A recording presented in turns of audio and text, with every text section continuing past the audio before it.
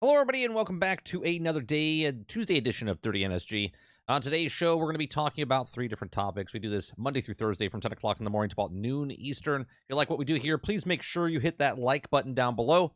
Hit the subscribe button, and if you'd like to go above and beyond that, you become a member as little as $5. On today's show, we're going to be talking about Marvel wants their games to live up to full potential. So we're going to go down a whole breakdown. It's a light news story day, so I had to kind of like try to look up a bunch of information about Marvel games. We're going to look at the totals, what the last couple of games have sold over the last, 5 years, 6 years of Marvel games that have come out, besides Spider-Man doing well, all the other ones that didn't do so well. We're going to talk about the new Minecraft DLC is fully voiced D&D adventure, which is pretty cool. So those of you that are looking for another D&D adventure, lots of D&D this year, role-playing games for those people. It's another, just another one for you. And then we're going to talk about CD Projekt Red dev defends Starfield amidst criticism that the character animations don't match up to Cyberpunk 2077. So those are the three topics we're going to go over today. If you like I said, like what we do here, please make sure you hit that like button. It helps us out.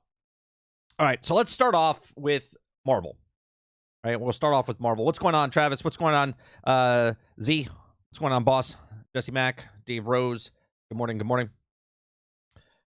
So the first story is Marvel wants their games to live up to full potential, reportedly looking to internal shift going forward. Now, they probably already did the shift, I would assume, right? We have Spider-Man 2 coming out. We're on the doorstep of Spider-Man 2. We have Wolverine coming out sometime either next year or 2025. We have the Black Panther game coming out. We have the Iron Man game coming out. We have the Captain America Black Panther game coming out. Lots of more Marvel games coming out in the future. But before all those games come out, leading up to what Marvel has done, besides the 15 years in the movie industry, Marvel has done really good when they first did Robert Downey Jr. in 2008, all the way up to Endgame. Since then, they've been rough. Like or hate the films, they just haven't made as much money as the past movies have, and you can chalk that up to the pandemic that happened. You can chalk it up to bad writing, whatever it is. The facts are they're not making as much money, and they're spending a lot more money on the things. So here we are with the Marvel video games, and the report says that Marvel Avengers video game developed by Square Enix clearly didn't live up to either the fans' expectations or the Marvel's internal expectations. Therefore, it comes to no one's surprise to hear that the popular entertainment company feels that the range of games has not been reaching its full potential. The team of Marvel is apparently looking at a large internal shift regarding on how the games are developed, and they are reportedly believed that this shift will happen with EA's upcoming Black Panther and Iron Man video games. We will have to wait and see how they turn out. Now, can we get some toast on Twitter or X? Says Marvel is painfully aware of how their video games division hasn't been reaching its potential overall. There have been whispers of the internal shift of Marvel to focus on games like the new EA Black Panther game and the Iron Man games, and will start to push for something big. Now, he goes here and says that Marvel Avengers, obviously, just shut down yesterday or a couple days ago. Marvel's Midnight Sun was a commercial flop. Okay, regardless if you liked it or not, it just didn't sell well. Marvel's Guardian of the Galaxy also was a commercial flop, even though it's actually a pretty good game. I dabbled in it, didn't play it all the way. We have to go back and play it. Marvel's Heroes Omega obviously got shut down. Marvel's Avengers Academy, which was that new MMO that was supposed to come out more cartoony, that shut down. Marvel Realm of Champions, that shut down. And Marvel's Ultimate Alliance 1 and 2 delisted, and 3 didn't sell very well on the Nintendo Switch. There's lots of other little stories here. So what I want to go over is I kind of looked up all the information, right? And these are all the things that you can see just in the 20s, in the 2020s, what they came out with, right? So since the 2020s, where the hell is it? There we go, 2020s. Okay, we got Marvel Duel, which was a NetEase mobile game. We have Iron Man VR, which obviously VR is not going to sell very well. We have Marvel's Avengers, which by the looks of it, Marvel's Avengers sold roughly about 3 million games. Now, the budget, again, roughly, was about $100 million. Okay, $100 million. It sold 3 million copies. This is minus the microtransactions. sold roughly, if it sold $60 at 3 million copies, it's $180 million. So roughly they made a couple, maybe couple millions of dollars, but it was a commercial flop as well, right? Then we have Marvel Spider-Man Miles Morales. Now, I know the game itself, I enjoyed it. I loved it. But it didn't do very good. So much so that they have to include the number of Miles Morales into the number of Spider-Man 1 when they combined it with the remaster, and a total of 33 million copies. But if you look farther into it, that Spider-Man Miles Morales, okay, actually sold 70% less copies than Spider-Man 2018's, the original Spider-Man, right? One, Spider-Man Miles Morales is not as popular as Peter Parker. This is actual facts, and I'm just reading the news. So when it came out, it said, according to Superdata, Spider-Man's Miles Morales only sold 663,000 digital copies, okay, despite releasing on both PlayStation 4 and PlayStation 5. That's 70% reduction in sales from the original Spider-Man in 2018. Now, Spider-Man moved an estimated 2.2 million digital copies on top of the 6 million total copies, right? So out of the 6 million copies that were, I'm sorry, was it 6 million? It was 3.3. It was 3.3 million right away. It was 5 million after the first 3 months, and then it went on to sell 33 million copies, but minus the 6 million or 7 million that Miles Morales did overall, and they just threw that into the total of the 33 million. So Miles Morales, not to say it was a flop in any way, shape, or form. It made its money back. It did very well, but not as well as the first Spider-Man did, right? Then you have Marvel Future Revolution total sales, okay? Obviously, this is a mobile game.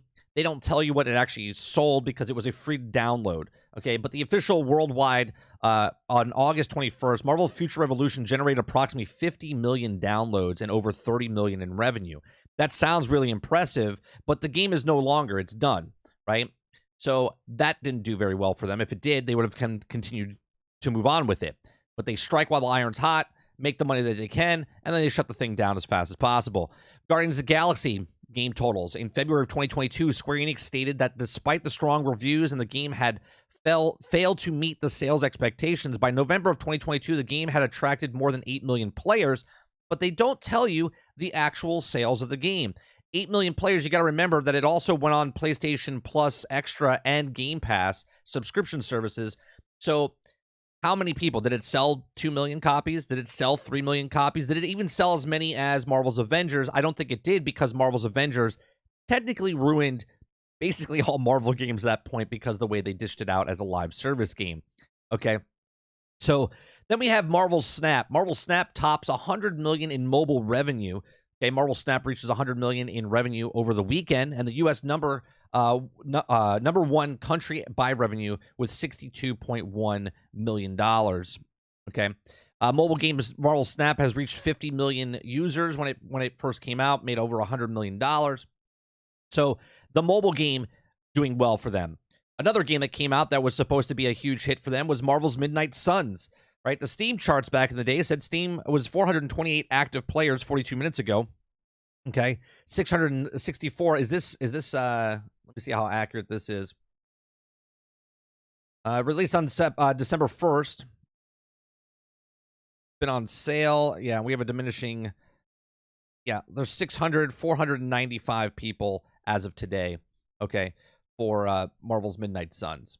Okay, but this was also another commercial flop for them. This didn't sell very well. This sold less than Marvel's Avengers, which we do know sold around 3 million copies. Okay. And then obviously we have the new Spider-Man 2 coming out. Okay. So lots of downturn for Marvel, right? They just didn't hit what they wanted to do. But here's the good outcome, right? Maybe these last 3, 4 years, 5 years, they've learned that a lot of their games that they're coming out with are not at the top level that they wanted it to be. Okay. But now we have Marvel Spider-Man 2 coming out. Then we have Marvel's Wolverine coming out, which is all made by Insomniac, and they're also only for PlayStation 5 at this point. Now, the untitled Captain America Black Panther game that's coming out that we know sounds interesting, where you'll be able to switch between the characters. We have the untitled Iron Man game and the untitled Black Panther game. And then there's supposedly another Marvel's game. It's supposed to be a multiplayer Marvel's game from whoever. We don't really actually know yet. But can Marvel, the gaming company, turn it around? Can these games, and we had a little bit of a conversation yesterday, kind of foreshadowing what we're talking about today. Didn't know this was coming today. But we bring it up in chat all the time. Iron Man coming out, and Black Panther coming out, and Captain America coming out. And someone said, "What about a Daredevil game? What about a Moon Knight game? What about a Punisher game?" And it's like, do we really want all of these games out all at the same time? Because yes, they're all different characters, but they're all comic book characters. And yes, the comic book fan base will pick it up. 2, 3, 5 million people might pick it up. Now, Spider-Man is on a different level. Spider-Man is one of the most famous characters. I'm sorry, not one of the famous characters. He is the most famous character on the planet as far as Marvel goes. Okay? It shows when he's at the box office and makes almost $2 billion at the box office. When Miles Morales, the animated series, it did very well, right? Like, Spider-Man just sells. But now if you have an Iron Man game, and you have a Hulk game, and you have a Captain America game, and you have a Black Panther game, it's bare bone the same. It's the same thing. You're doing the exact same thing. You're a hero trying to save the world, insert story here. So is that something that would sell? Would they saturate the market, and would they hurt themselves by doing it? Or do they do what they're doing now and have these very different type of games? Again, we don't know what Marvel's Wolverine's going to look like. We can picture, like, okay, it might be like Spider-Man. It might be like Batman Arkham a little bit. Okay, like, what does it look like? Is it first person? Is it third person? Is it, an action adventure? We know what Wolverine is, but right, are these games going to be action adventure games? Are they going to take risks like they did with Marvel's Midnight Suns? They have to differentiate themselves, and they can't just keep pumping out like God of War style type of games with just insert character here, because then it would get oversaturated big time for Marvel. And regardless if it's a good game or not, people will be like, insert hero here. Okay. Let me see what you guys are saying in chat here.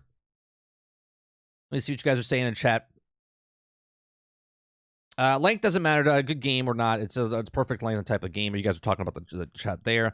The first Spider-Man game was about as long as it won my favorite games of all time. I love Spider-Man. Spider-Man, I thought was like, was it 20 hours? I think it was like 20 hours. I think it was like perfect, right? 20 hours to complete the campaign. I think it was actually less than that. What was Spider-Man? What was Spider-Man's game length?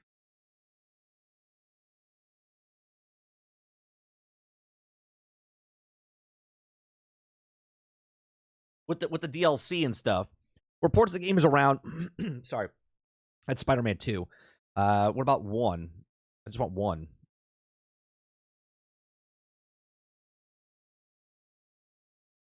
With the DLCs, yeah, main story is 17 and a half hours. Main story is 29 and a half hours. Completionist is 43 and a half.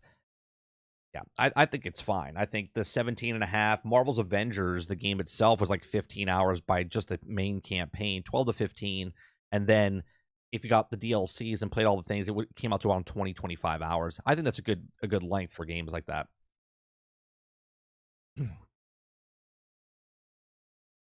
Let's see. Marvel's Avengers had a lot of hype though. Yeah, Marvel's Avengers had a lot of hype, but then it hit a wall. Midnight Suns was amazing, but people couldn't get around the card-based gameplay because it required brain power, likes in which gamers nowadays don't have. A lot of people just don't like card games in that format, though, Travis. Otherwise, other games that have cards would be popular, but they're not. But here's the funny part, right? People make fun of that Marvel's Midnight Suns had card and no one likes it, but meanwhile, people play Snap, and there's millions and millions of people, tens of millions of people that play Marvel Snap. You and me both, boss. Hoping Marvel's Avengers was going to go DC Universe Online was rumored. Yeah. Yeah,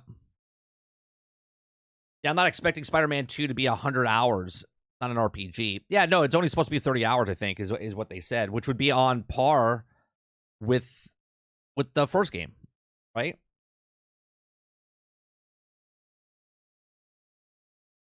Silent Warrior says Spider-Man 2 doesn't need to be 100 hours, but the first game was rough 15 to 20 hours to do the main quest. They doubled the map size, kept the campaign the same length. Should have at least been 30 or so hours for just the main story, though. I don't understand the problem. I mean, you guys are taking the topic that we're doing, and you're taking someone else's topic and talking about the game length. I want a new Deadpool game or a Hulk game similar to the Ultimate Destruction. Did you ever play the last Deadpool game, Rose? It was fun. It was fun. Come on, Chris. As long as the story is good, the gameplay is solid, I'm down. That Spider-Man does good and others flop.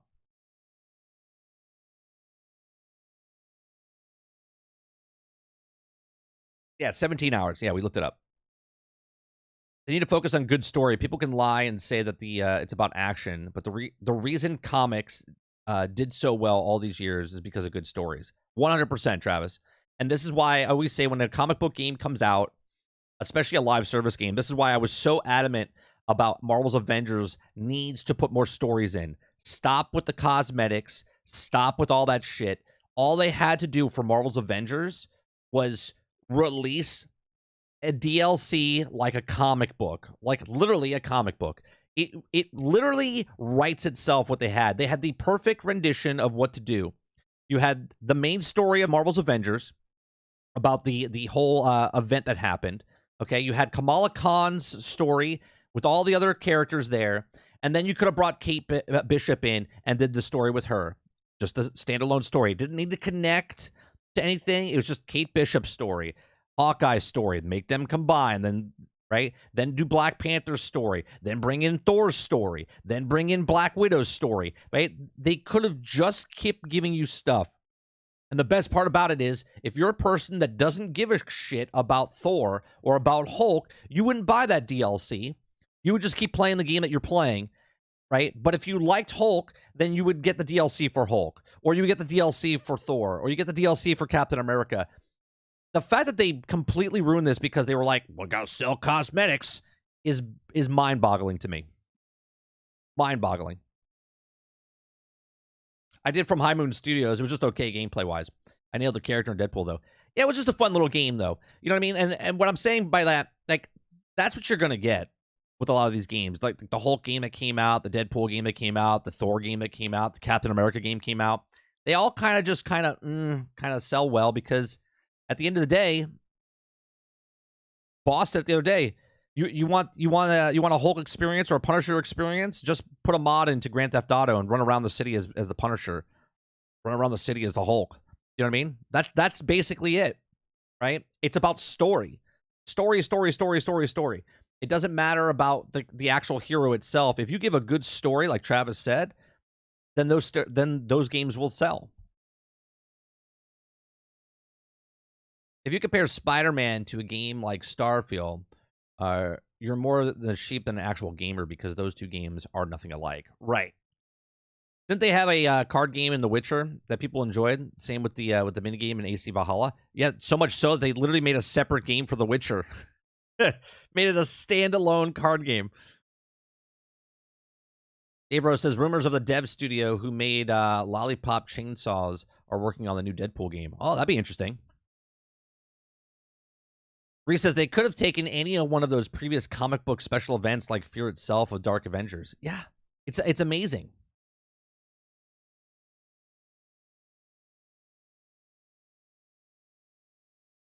You could have done so many different things in the video game space for Marvel's Avengers. Marvel's Avengers wasn't, in my opinion, shouldn't have been what it was. They shoved a microtransaction filled game to sell, skins, and all they had to do was take that game and just literally just expand. And when you're a kid, man, you're reading the comic books, you're like, I want to live in this world, right? And then you watch the TV shows, you watch movies, and you're fantasizing like that's what it would be.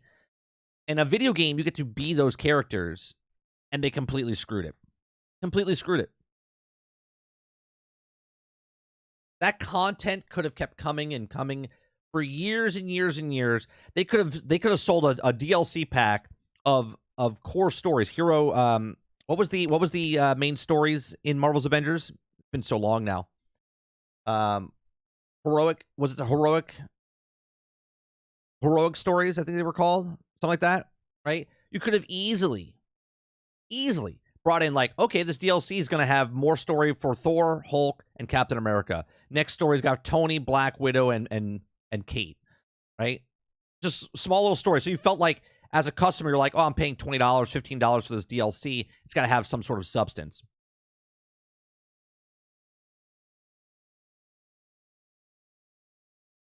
Miles Morales was just too much like Spider-Man 1 and should have taken a break in between. Well, the problem, Silent, that they won't admit, right? But if you played Spider-Man 1, right? If you played Spider-Man 1, which I absolutely loved, and then I got all the DLC for Spider-Man, okay? Which is another perfect thing to do with a game like that, okay? Miles was supposed to be a DLC, but because of the time frame of where it was, they're like, we don't have games for the brand new system coming out. Why don't we take Miles and make it a standalone game? Hence why they only made it $50. It was supposed to be $40, but then they raised the price and they made it $50, right? And they're like, let's sell it for the PlayStation 5, okay, to have something over there. Then they said, well, let's package Spider-Man 1 with Miles and sell it for $70 and then push that for the PlayStation 5. Miles, I don't want to say was a DLC, but that's basically what it was supposed to be. You can tell by the story. Through the gameplay of Spider-Man 1, through all the DLCs to play, talking to Miles, you were supposed to have Miles as a DLC, and then I think it was supposed to be Spider-Man 2, but they had to fill in the gap, and they're like, why don't we take this DLC, add more to it, which was a good story. I liked Miles' story, but it's a little samey to what Spider-Man is, right? I think it would have done better if they just did, I think this one's going to sell better than the first one, right? Spider-Man 2, I think, is going to sell better than the first one. I've said it already, right? The first one sold 3.3. I think this was going to sell like 4.2, 4.5, maybe 5 mil when it comes out, which is huge, especially for the player base of only 41 million PlayStation 5, right? So I think Spider-Man 2 is going to do very well, but I think Miles Morales was kind of just shoved in there to kind of get games on the PlayStation 5 when they were selling the system when it came out. Never played Miles, but it's PlayStation Plus. Should I play it? Just as fun, Spider-Man. It's just as fun. The story, I found it, boss. I found it like it was fantastic. I thought the story, but it's a little too samey, right? There's a couple of moments in the game that you're like, oh, this is cool, but you're just like, it's just more of Spider-Man, right? You don't have to play it, but it's worth it if you can play it on the PlayStation Plus. Play it. It's a fantastic game. It's not as long as Spider-Man, but it's still a little great game. I say a little great game. It's still it's a full-fledged game. It's a great game. It's a great game.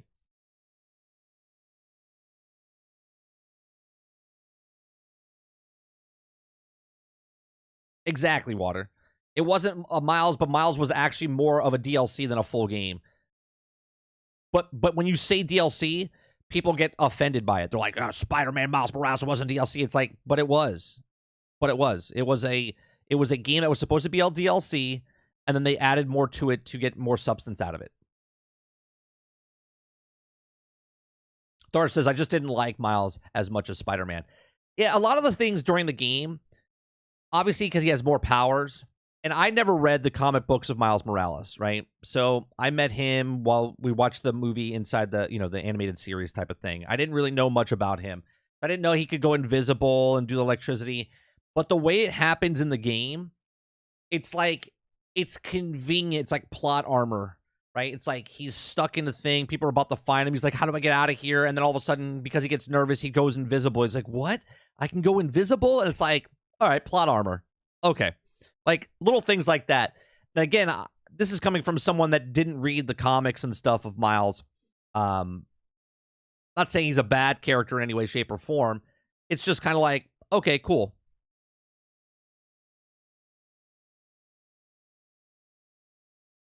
No such thing as too much Spider-Man. Well, there's a such thing as too much of anything. Right? You can love pizza, you eat too much pizza, you get sick of pizza. Right?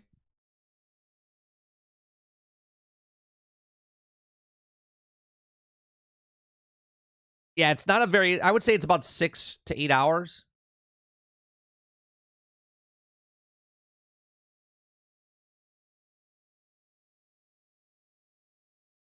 Yeah, 7.5 hours. Main story is 7.5. Main and extra is 12 hours. Completionist is 18.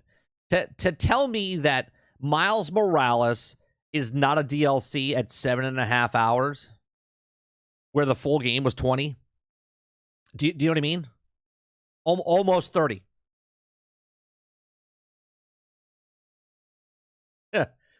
To tell me that is ridiculous. The original game,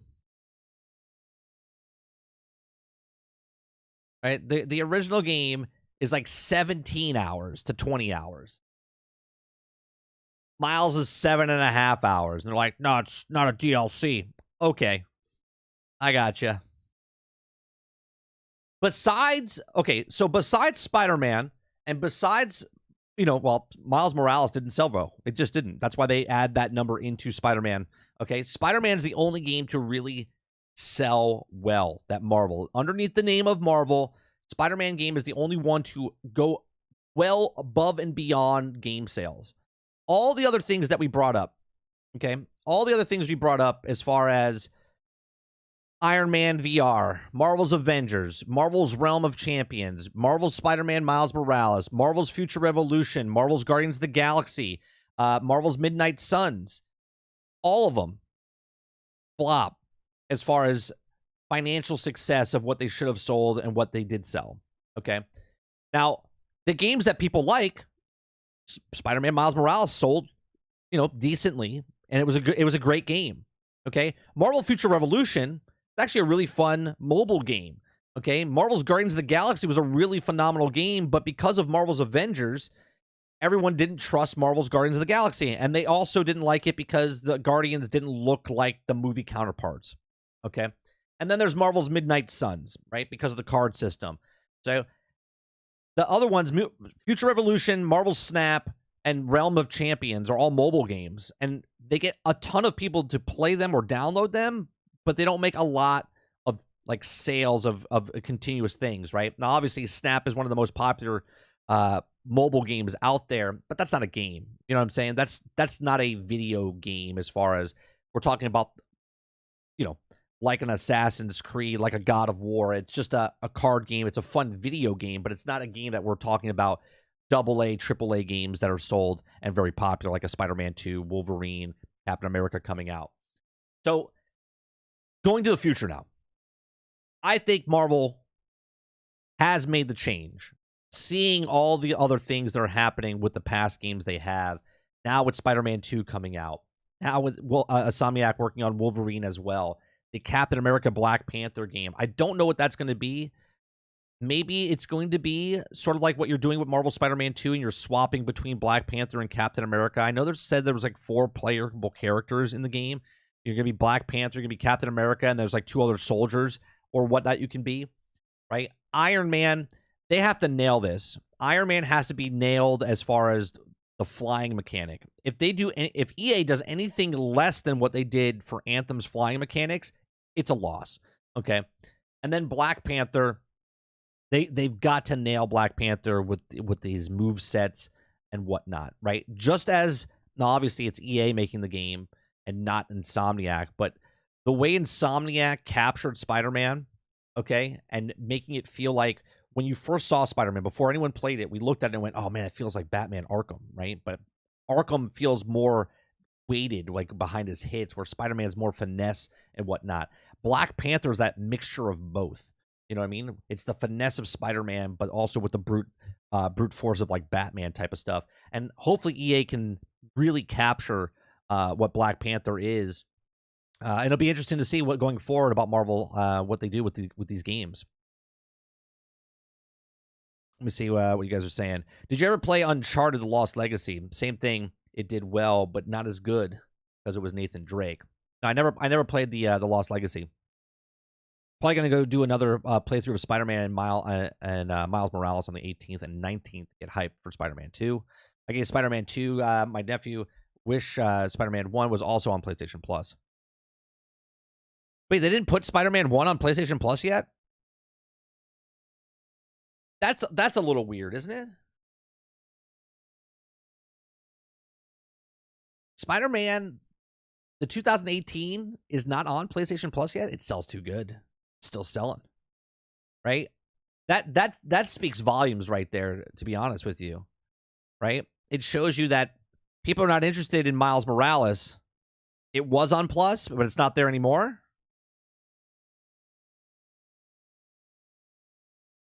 Well, they probably took it off because they know that people are going to get hyped and play the first one to get to the second one. I guarantee you. You don't need to play Miles to get the gist of the second one.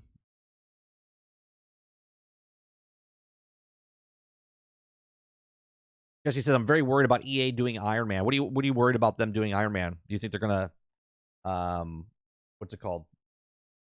Microtransaction it?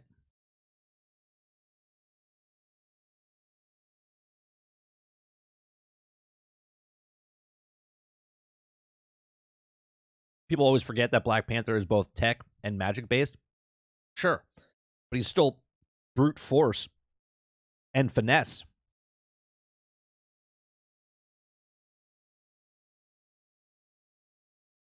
I have no doubt that EA will nail a single-player action-adventure game. See Star Wars Jedi Survivor and Outcast, for example.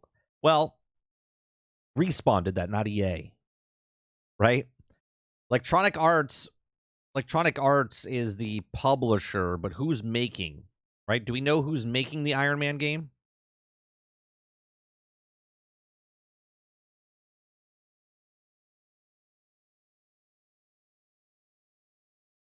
Motive. All right, let me look up what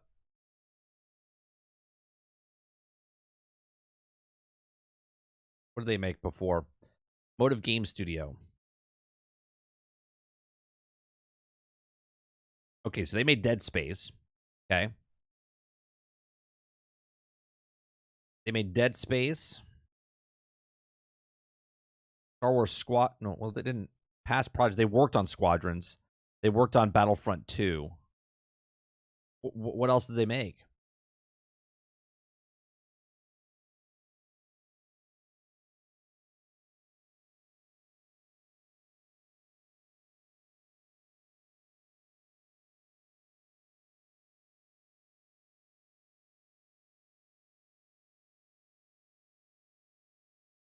They did a Dead Space remake. So they haven't done anything major. Well, hopefully, they can make a name for themselves. Dead Space remake was their debut. Yeah, but that's not really a debut. That's just their sort of like, hey, do this, but it's like being an understudy. It's like being an understudy in a play, right? When it's your time to shine, you're just taking the part. I mean, we saw that EA did Anthem. All things considered, I don't think Anthem in terms of gameplay was far from what an Iron Man game would play like. True. I would hope, though, they would keep that same technology as far as the flying mechanics, because that's something that Anthem did get well, right? They got the flying game aspect really well. It's considered a contender for Game of the Year because unlike Resident Evil 4 Remake, they actually changed stuff. Dead Space Remake will not get nominated. So considered a contender. A contender is the people that make it into the top 6. That's the contender to be Game of the Year. You're not a contender to be nominated.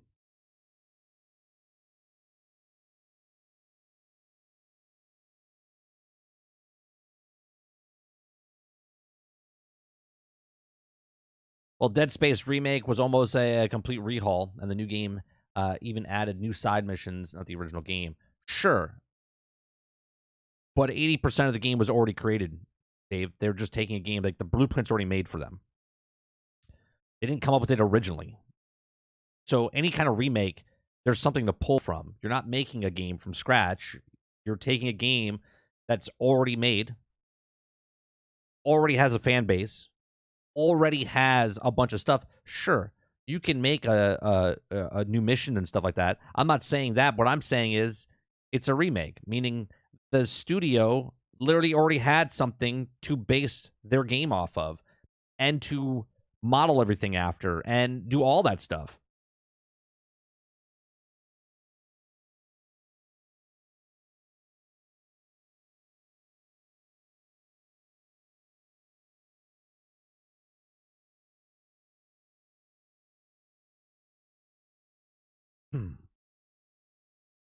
Motive did NFS. What's Need for Speed? Is that what you're saying?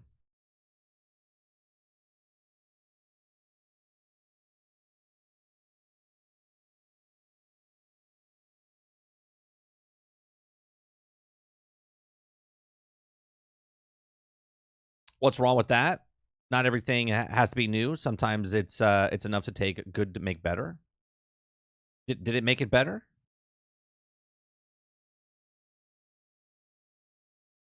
All I'm saying is they haven't made anything original, is what I'm saying. If EA wants to make Iron Man game, they need to do a lot of research and homework, being as an Iron Man and Tony Stark.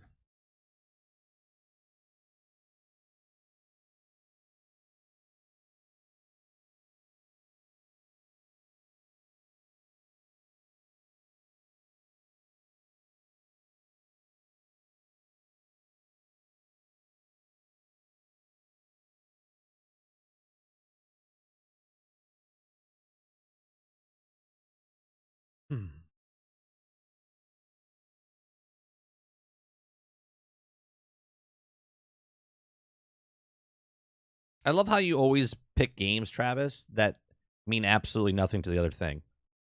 Like, well, Dead Space remake greater than Starfield, trash. Better than Elden Ring, trash. It's so ridiculous, the comparisons that you make. I don't know. How about compare Dead Space remake to Dead Space? How about that?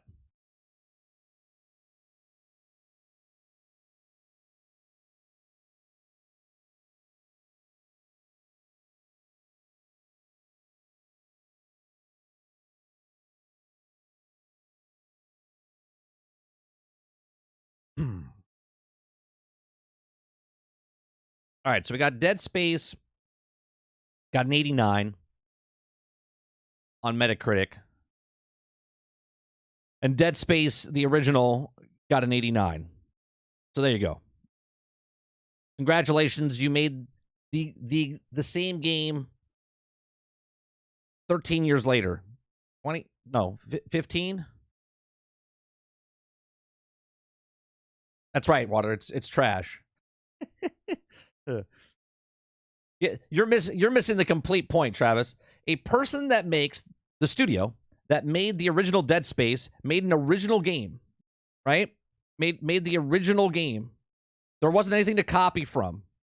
They created the entire thing from scratch, and then another company came in. Hence, let's talk about 343. 343 didn't make Halo. They were handed Halo, and they created Halo based off of Bungie's Halo. 343 never made Halo, even though they made the franchise, but everything about Halo after Bungie left is based off of what Bungie created.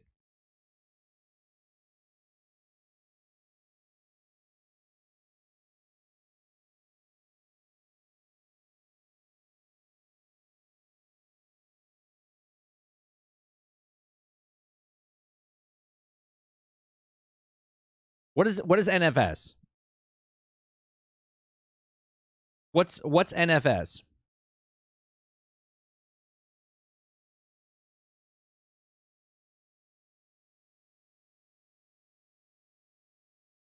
Yeah, Need for Speed. That's what I thought it was. But Motive didn't make that.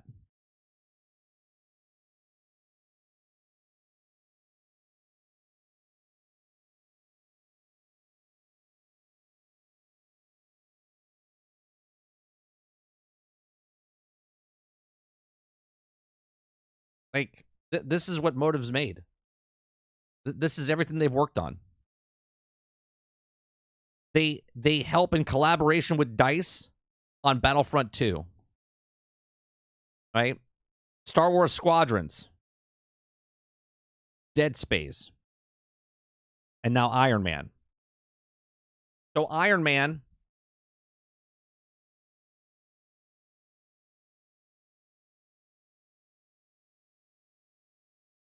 but that's not their debut game, though. It's a remake. Do you see what I'm saying, Travis?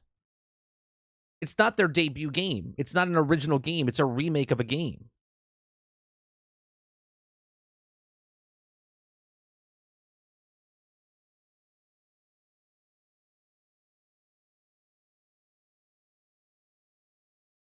Off topic 30.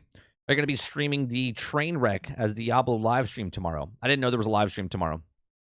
Starts at 11. I mean, we could watch it. If it all depends, Water. If it's a slow news day, like today was a slow news day, I was trying to scrap up some news stories. If there's no news stories to talk about, then we'll cover it. Is it a new product? Then it's a debut. You don't understand what I'm saying. Travis, I want you to draw Mickey Mouse. Is Mickey Mouse your original drawing? No, it is not. You're taking someone else's work and you're recreating it. It's not your own original piece of property of video games. You're literally remaking. That's why it's called a remake. Is Iron Man called a remake? No. It's their vision of Iron Man in a brand new game that they're making it. Doesn't matter if it's new, it's a game, it's a different product. I agree to disagree. Or I disagree to agree. Or I agree to... I don't agree. The original Dead Space released in 2011. In 12 years, EA made Dead Space remake. No, the original Dead Space released in 2008.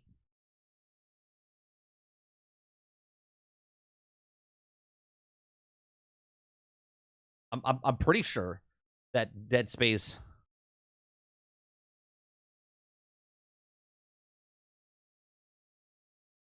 Yeah, 2008.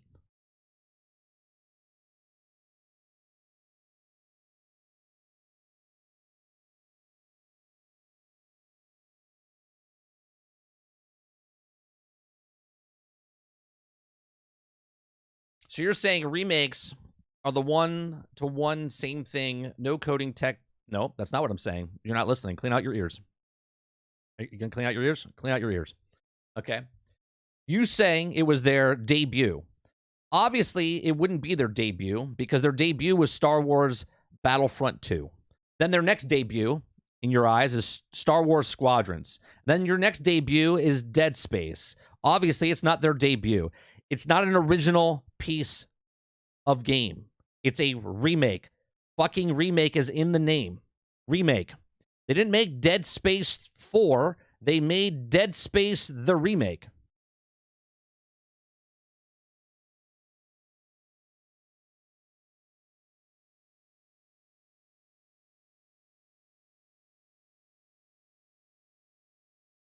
So if I paint my car a color other than the factory color, can I call it a new car? You sure can. You sure can.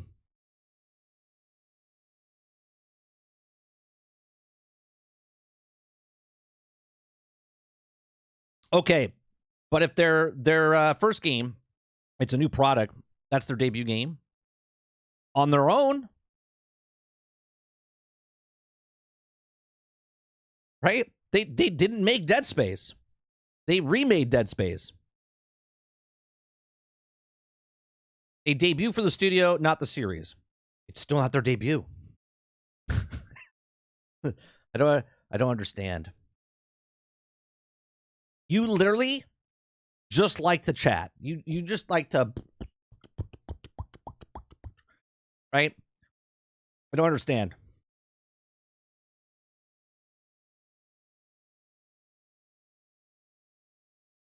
Like, I have nothing to say, but I'm just going to say stuff.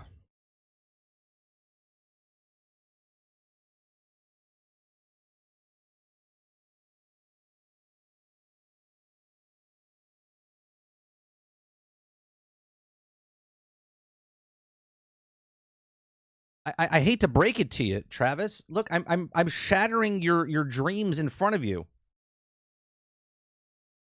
Star Wars Squadrons was their debut. They worked on Squadrons.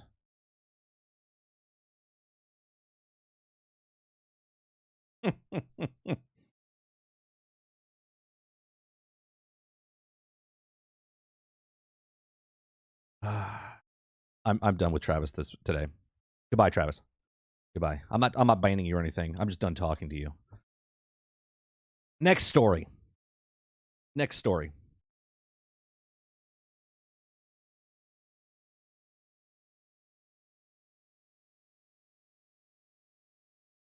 The next one is the new Minecraft DLC is fully voiced and D&D adventure. Dungeons and Dragons, but everything is made of squares.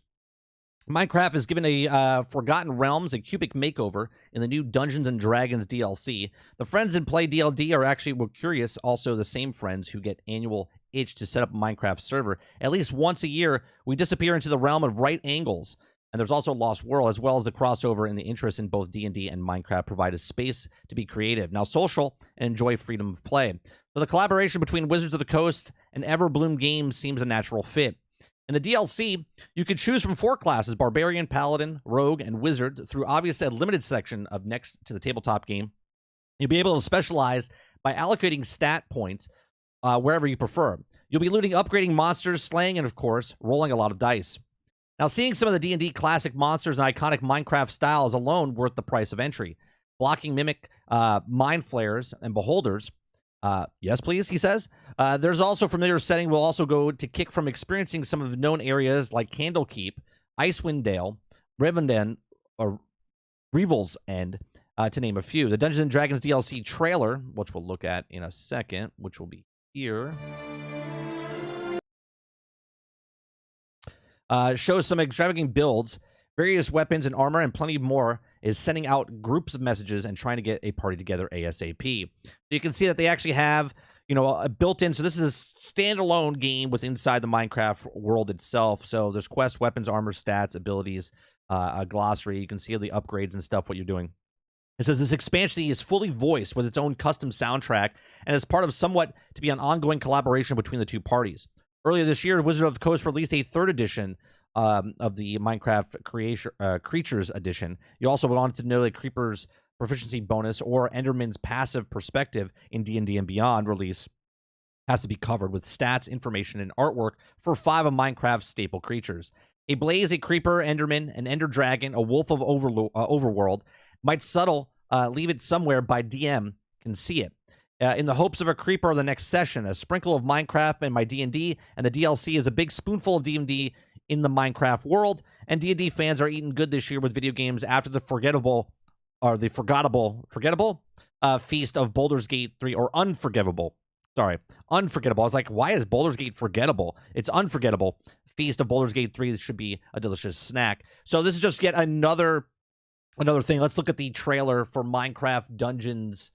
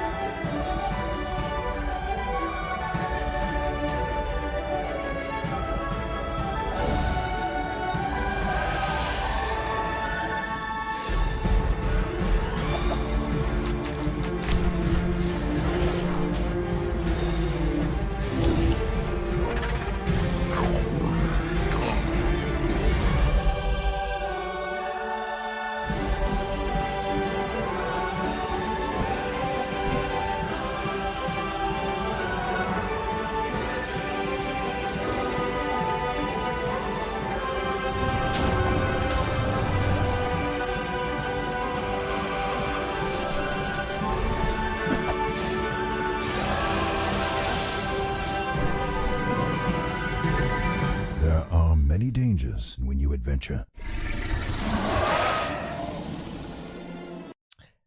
I think that's pretty cool because my son loves Minecraft, right? And I haven't played a true D&D like sit down tabletop in gotta be 15, 20 years. Okay. So this would be a good introduction to D&D for my kid. Embu says, I'm not gonna lie, I haven't been in love with Minecraft in years. There's something about Minecraft, Embu, for me. Maybe it's because I have a kid. I don't know. I know you do too, but it's like rekindled my love for the game because we play it all the time. Behemoth says, where's the new content for Minecraft Dungeons? They stopped supporting it, Behemoth. They just announced 25 million players play the game, and they said that they're done supporting. There's going to be no new D&D. There's going to be no DLC for that game moving forward.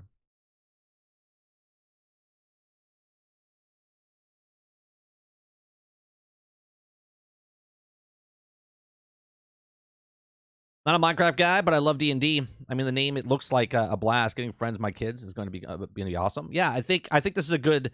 Sarge always calls like dungeons, Minecraft dungeons, is that like that baby dungeon crawler type of game, and now you're taking this and you're bringing D&D into the realm, and I think it's smart, right? I think it's, instead of trying to make a Minecraft D&D, they just bring D&D into Minecraft. Like, this is a smart business sense for them, especially with the amount of people that play Minecraft. Yeah, I think it's just a factor of me getting older and getting grumpy. I can see that. I understand that 100%. We were late with that notion. I wish we knew people that play D&D. I never got into play it. It's fun. It's fun, boss. You know what's funny, though? It's much different now than it was in the past. In the past, doing the fantasy of building the dungeons and having the dungeon master and doing all that stuff, because video games weren't at the point that they are today. Now you can literally like have that D&D experience without ever, like, you're playing D&D with Baldur's Gate, right? Baldur's Gate 3 is literally that thing that we imagined we were doing in the past, but now you can do it on the PC, and it looks amazing. Jesse Max says the new D&D movie was very good, and Minecraft a good way for players. I like the new D&D movie. I watched it on my vacation over the summer when I was on the airplane. I thought it was great. I thought exactly what it was. It was just a fun movie. It reminded me a little bit of the old D&D Dungeons and Dragons cartoon back in the 80s.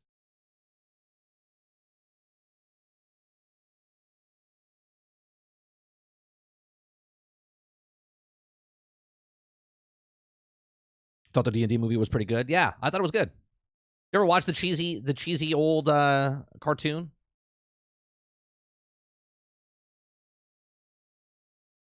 To play, you still need to have an imagination. If you're too practical or don't have the imagination any longer, D&D isn't for you. Right. Oh, do they have it on Netflix, Jesse Mac? Do they? They have the old school? No. Or are you saying the new D&D movie? You're saying the new movie. I can't look it up right now.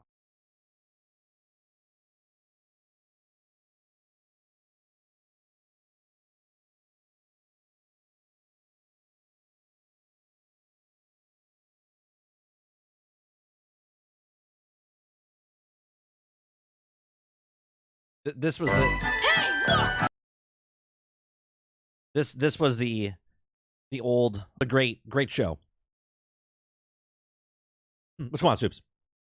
Yeah, I absolutely loved that D&D cartoon. It's like cheesy, you know? It was like cheesy but fun.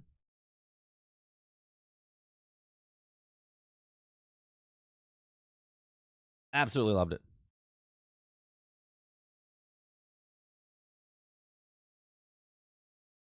All right. The third story is CD Projekt Red dev defends Starfield amidst criticism that the character animations don't match up to Cyberpunk 2077. Now, they have vastly more scenes and revolving cast of characters and mind-boggling number of possible locations. Okay? A veteran developer of CD Projekt Red has leaped into Starfield's defense amidst criticism of the game's character animations. Now, Cyberpunk 2077 launched back in 2020 and was nothing short of disastrous. But after numerous updates and overhauls over the base game and the ambitious Phantom Liberty expansion, CD Projekt Red has spectacularly turned things around. So impressed are the fans of Cyberpunk 2077. In fact, they wish Starfield would take that leap out of its book. Okay, or take a leaf out of its book. Now, on Twitter, a user, Synth Potato, wrote, "As much as I love as I like Starfield, creation engine needs to go. Going back to Cyberpunk puts a perspective at just as outdated Starfield dialogue animations are, and it's staggering. Starfield does not have body animations in dialogue, aside from basic turns and occasional generic hand gestures, and I've been really feeling more and more critical of Starfield after going back to Cyberpunk. With the constant load screens, awful dialogue camera, and lackluster animations." Now, This prompted a response from the CD Projekt Red senior quest designer, Patrick K. Mills, who argued that the way both games handle cinematics and animations is more down to the tools and design than the engine they are built on. He says, Mills points out that the focus of Starfield is more offering a tremendous amount of freedom and mammoth scale that they do some scenes that are staggered in more refined ways, like meeting constellations for the first time, some quests, etc., he says. But they have vastly more scenes with revolving cast of characters and mind-boggling number of possible locations. Okay.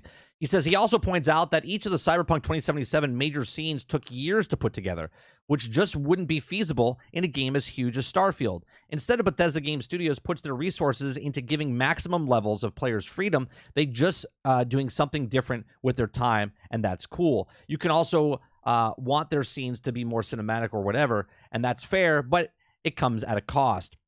This isn't the first time Mills has come to Starfield's defense. Last month, the developer responded to a video comparing the game to Cyberpunk 2077, implying that the lack of level and detail realism found in CD Projekt Red's offering, Mills wasn't having any of it, and described the fake criticism and actively harmful. Yeah, so people looking at these two games like this, sure. I mean, you could compare an apple to a banana. They're both fruits. These are both video games. They're both on completely separate, different engines. Okay. I love how people are like, well, the creation engine has to go, right? The creation engine has to go because that's what's holding back Starfield. But Starfield's not being held back. The creation engine has actually evolved from what it was in, Morrowind, Oblivion, Skyrim, Fallout 3, Fallout 4, Fallout 76, and now what Starfield is. And everything that Bethesda has done over the years with all the games they've created, they have raised the bar in their studio about what they're doing with games. Nobody with two brain cells between their two eyes, okay, can look at Starfield and compare it to other Bethesda games and go, no, they didn't make anything better. Okay, because obviously they did. They made everything better. Now, if you take Starfield and go, well, they're behind the time of God of War, and they're behind the time of, right? Hell, EA with Star Wars Battlefront 2 with the photorealism blows most games out of the water today. And that's a game that's just a first-person shooter game, okay? First-person/third-person shooter game.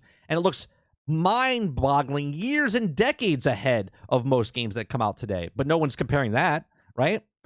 Star Wars Battlefront 1 looks 1,000 times better than Cyberpunk, okay? And that's back from 2015. But no one's comparing that because no one would, okay? Because they're using a completely different engine. They're using a completely different texture and everything that they've done with the design. So to compare one game to the other because they're both RPGs is kind of weird. But I totally get it, right? You look at Cyberpunk and go, oh, man, I wish Starfield would do this. But this is just fantasy. This is like saying I wish that this person was dating this person, or I could go play this game with this character. It's all made up in your own head. Okay? Like, Starfield is leaps and bounds ahead of anything that Bethesda has done up to this point. Okay? And he says, if they made the video game where they made it where the NPCs were moving like in Cyberpunk, okay, then it would come at a cost. Yeah. Because you're not doing what they do in Cyberpunk in Starfield, and you're not doing what they do in Starfield in Cyberpunk. There's literally thousands and thousands of planets and different locations and different things to do in Starfield. This doesn't take away from Cyberpunk, and Cyberpunk doesn't take anything away from Starfield. Okay? I know it's crazy. But if you like a game and you play that game, then play that game. Stop, because you're just hurting yourself by comparing a game that you enjoy to another game that you enjoy and then going, well, I like this game better. Congratulations. That's going to happen with anything in life. Okay? I'm eating strawberries, and all of a sudden I have this piece of fruit, and I'm like, oh, this is better than a strawberry. I wish this strawberry tastes like this. Why? Jason Marshall says, totally different engines, so it's unfair to compare. I mean, you can compare video games to video games, Jason, right? And I'm okay with comparing, but to go a one-to-one, it's not fair, right? You know what I'm saying? Like, if you want to compare with RPG elements and the acting in both games, right, or the way the stories were made in both games, you could make those comparisons, right? Because that has nothing to do with the actual engine of the game. Okay, that has to do with the performance of, just like in film when they're comparing one actor to the other. Okay, it's just your performance, right? You can compare performances and stuff. Now, if CD Projekt Red was, or I should, sorry, if Cyberpunk 2077 was made in the Creation Engine, okay, then you can 100% go, oh, they did better. Like if they were using the Creation Engine and made the game like it is, and then Starfield came out and made the game they did, then you'd be like, what the hell, right? That's completely different. But then look at certain games that use the Unreal Engine, right? Two games that use the Unreal Engine use it in completely different ways. Completely two different ways. The problem with Cyberpunk 2077 is that you end up spending more time talking to NPCs than you actually playing the game. That bored me with it. Was interesting in the cinematics. But that's the way they went for it, right? That's the way they feel like to sell that game to you. They want you to be the guy and have, it's like Final Fantasy. Final Fantasy is a lot of cutscenes, right? You're watching a lot of cutscenes in Final Fantasy. That's the way they wanted to, promote that game and how they wanted to build that game. I think both games can exist in the world and have, good things and bad things about it. What I really love is people that compare CD Projekt Red 3 years after the game came out and say, well, this is a better game than Starfield. Let's take day one Cyberpunk to day one Starfield. Okay. That if you want to make a comparison, you can do that as far as what game came out better in better state. Okay. Not saying both games are flawless in any way, shape, or form, right? But to compare a game after 3 years of tons of updates and patches and fixes to a game that just came out, which let's take 3 years from now what Starfield looks like 3 years from now, and then you can make a comparison of what game did better after 3 years.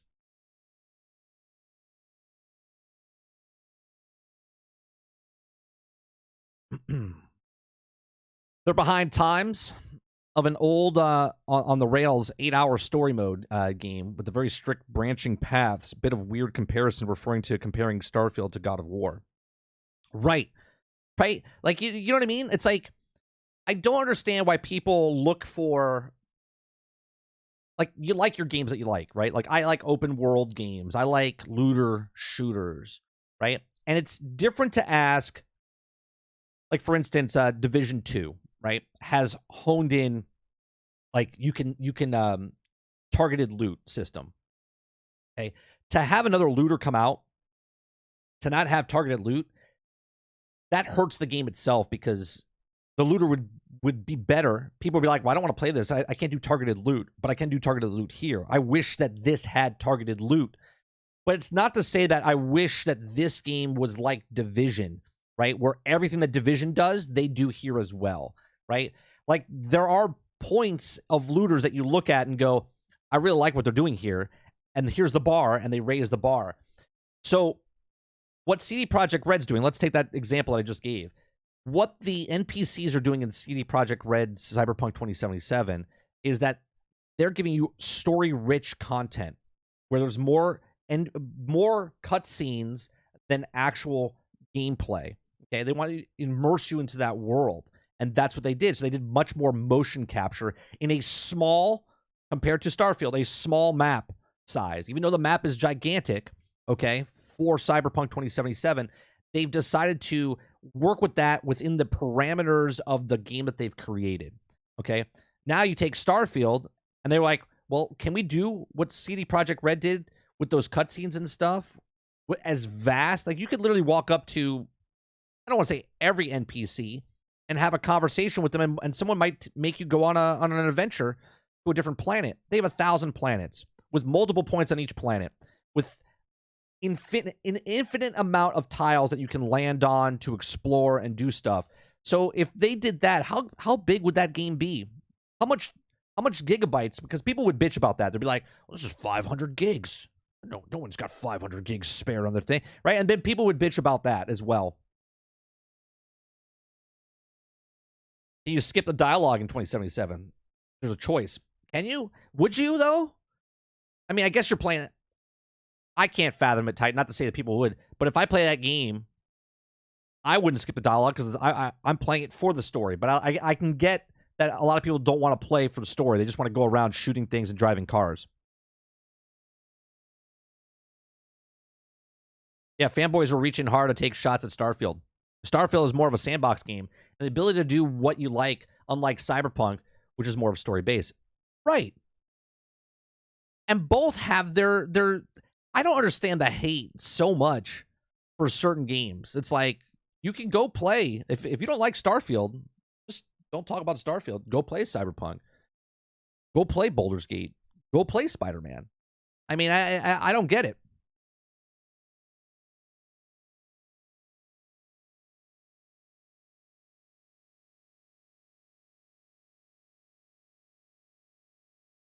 I mean, there's someone in chat that is bored.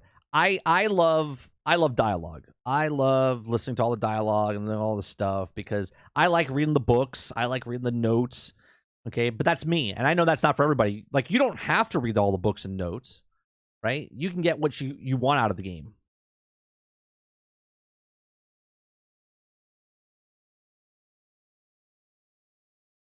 You got to say hi to the hookers just to see what they're going to say.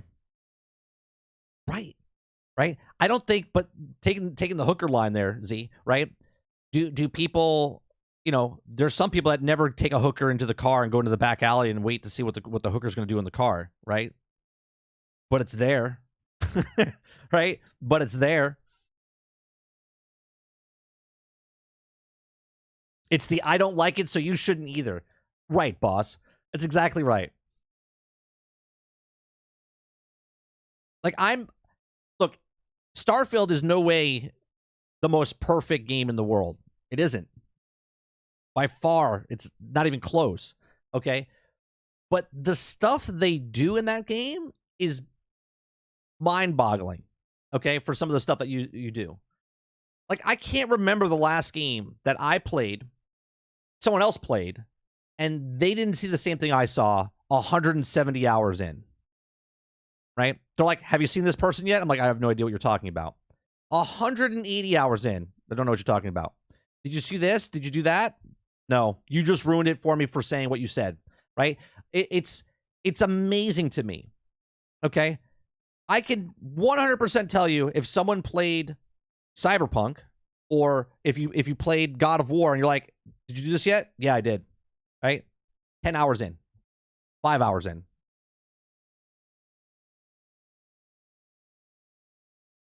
Can't remember a game getting as much heat as Starfield from ponies or people bitching about. Well, I don't even take out just ponies, Reese. Just people bitching, right?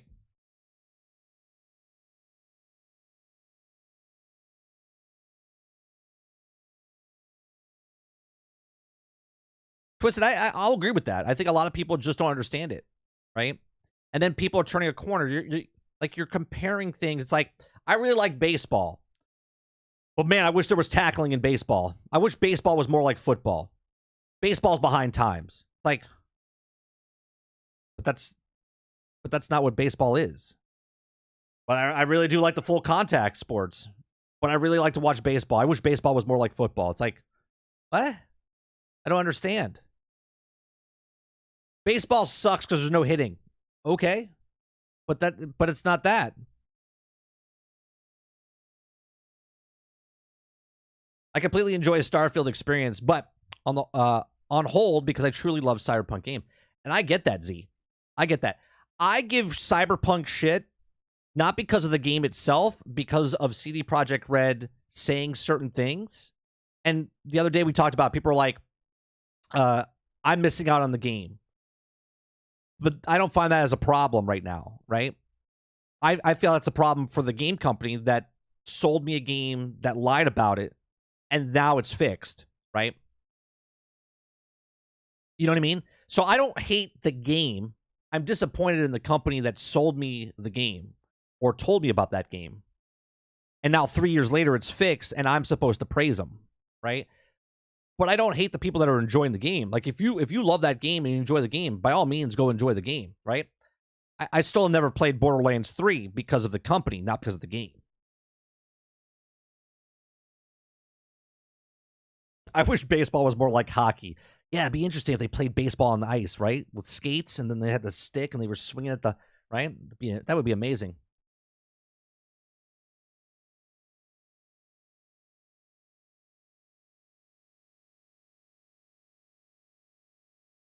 What's Game Pass got to do with it? I'm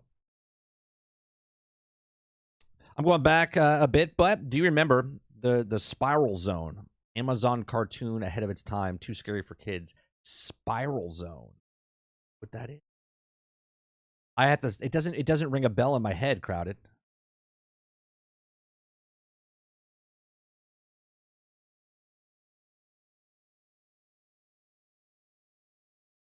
I don't know what that is. Never heard of it. Spiral Zone is a 1987 American sci-fi fiction animated series. Spiral. Maybe I do. Hold on a second. I'm not going to play the music.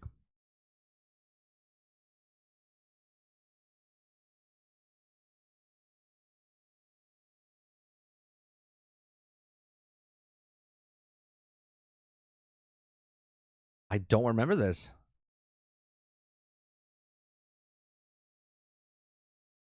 I don't.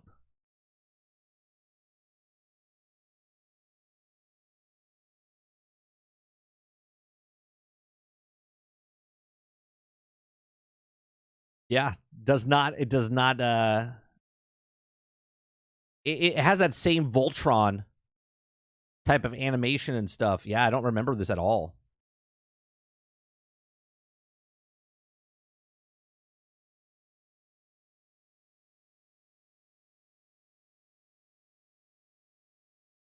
Looks cool. I might try to go find episodes and watch it now. Yeah, that looks interesting.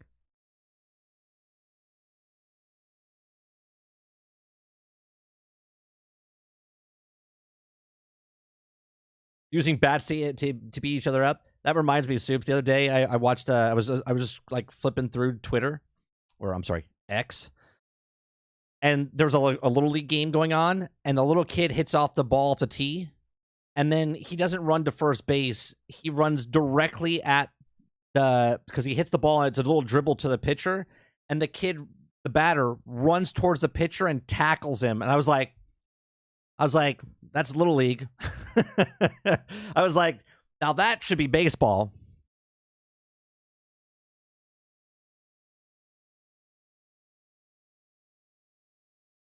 Man goes for a home run, catches a bat to the back of his third base. I think you should be able to carry the bat down to first base, and the first baseman has a full on suit. And you get to, if it's a close play, you get to use the bat or slam into the guy at first base. That way, first baseman now would be like 6'7", 350 pound. It would be like a wall. Be a whole different dynamic to getting to first. You know what I mean? that would be interesting.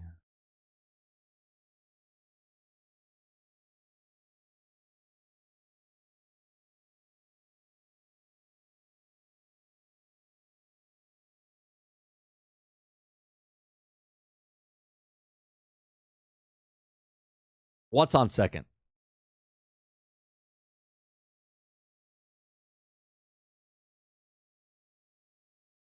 All right, we have a fourth story we're going to go over. Somebody says, I played Starfield on PC with nearing 60 hours, new game plus 5. I can say the game has flaws like many games, but by no means is it a bad game. My only gripe is restricting the game from PlayStation Market. I mean, do you feel the same, though, that Spider-Man is not on Xbox? Or God of War Horizon's not on Xbox? You know what I mean?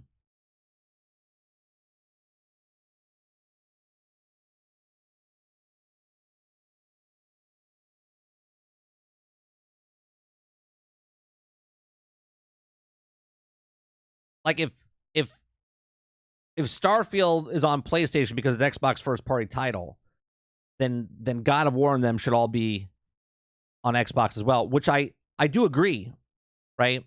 I do agree that all games should be on all platforms. You just pick the platform, which, you know what? In some way, shape, or form, we'll be going that direction regardless, because consoles will be gone in the future, right? You'll be able to play the game on your television set or your PC, and you're just going to click the app, but it'll be playing on that same console. Like, for instance, I could play, if I have a PlayStation 5 and I have an Xbox, I could play it mobilely on my device on one Apple phone by streaming my device to my phone. You know what I mean? So if you tackle a pitcher after the ground ball to the infield, does that mean you get 5 minutes for roughing the passer? Troll says, I agree with your takes on this stuff. One criticism, though, you said, was a bit weird to make the comparison. It's not weird. It's stupid. Don't soften the blow. All right, I'll try harder in the future.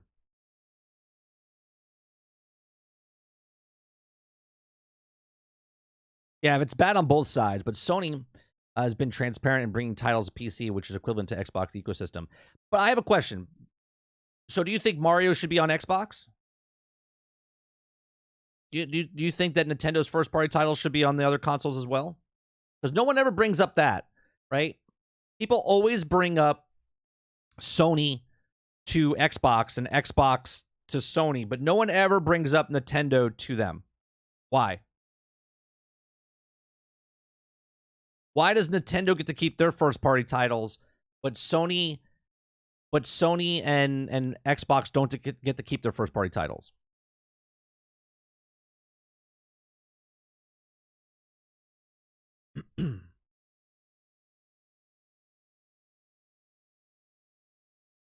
I think that would hurt Nintendo's market share. So why is Starfield not being on PlayStation not hurting would hurt Xbox market share?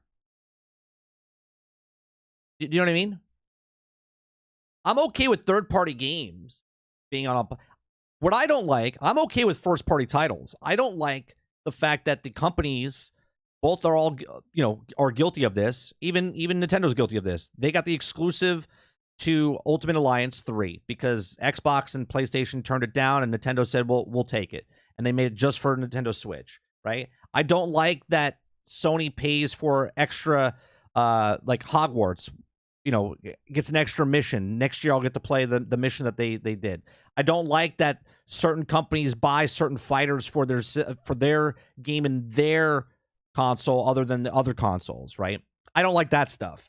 But if you have a first-party title, I have no problem because you as a customer for that first-party title, if you want to play their games, you have to go buy their system. And if you don't want to buy their system, then you wait for it to come out on PC if it's coming to PC. And if you don't want to do that, then you just don't get to play those games.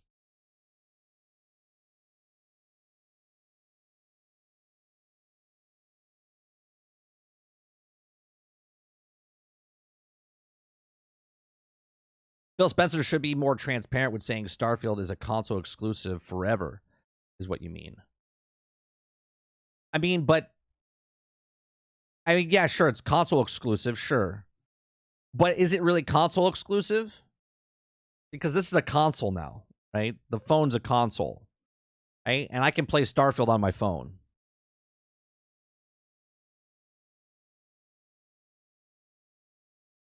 And that's where people look at where if it's a first-party title on PlayStation, it's only on PlayStation. But if it's a first-party title on Xbox, it's on PC, television sets, computers, the console.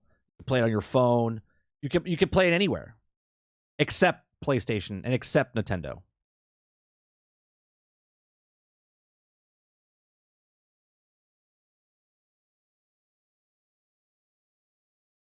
See, the difference that Microsoft is doing, their exclusives now is on Game Pass, right? Game Pass is on multiple devices, so the only thing that's holding you back from getting games on Xbox is that you got to pay $10 to get Game Pass. You don't even need a console anymore.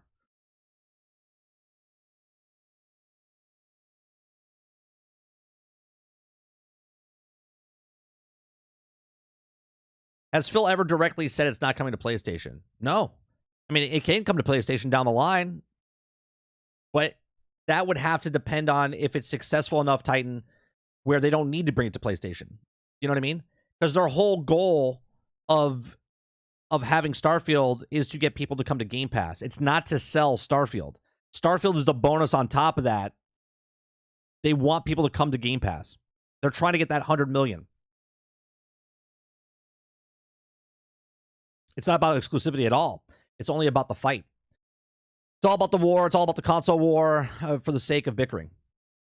There's a huge number of games that is on PC that won't ever come to console, and the consoles have specs to run them, but they just won't port them to the console. That's because most games that come to the PC, the companies don't want to make the ports, because if it's the size of the studio, if they just don't want to support all the things, you know what I mean?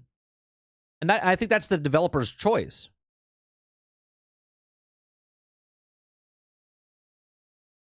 I felt like Xbox started the war and only wins when one admits defeat. Why do you think Xbox started the war, boss? What made Xbox start the war?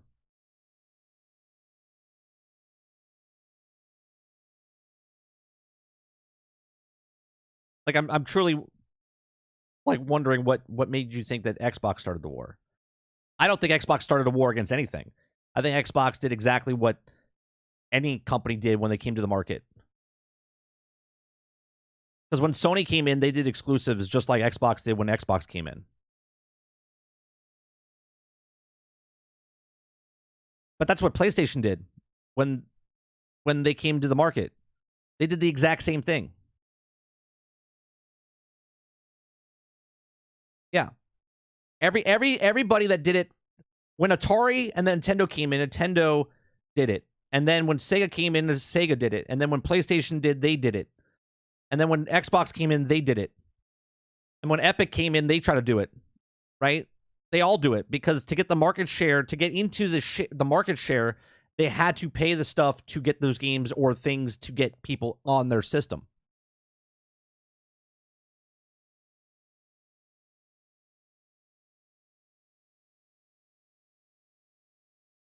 I think its difference is Sony is more clear to the public that they won't ever port their exclusives to Xbox. I don't understand what you're saying though, Titan. You're saying that because Sony says outright that they're not coming out, so people know, but because Starfield is not being, because Xbox is not saying Starfield's coming, people are waiting, going, I'm not going to get it yet because it might come. It might come to PlayStation. Is that what you're saying?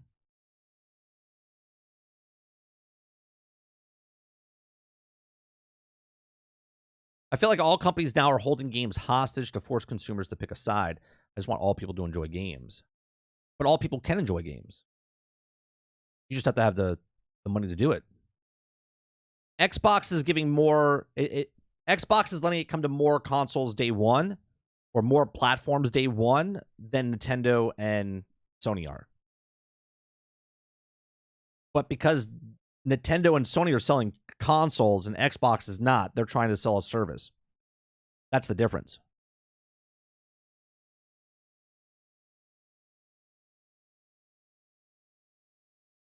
I remember when the original Xbox came out and all the PlayStation players started a console war because Xbox sucks. Then came to Halo and a whole bunch of other games.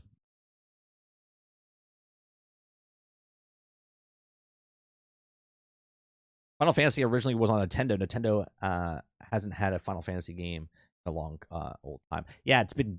I mean, I think the last... I don't even remember the last time. I remember playing 1, 2, and 3 on Nintendo.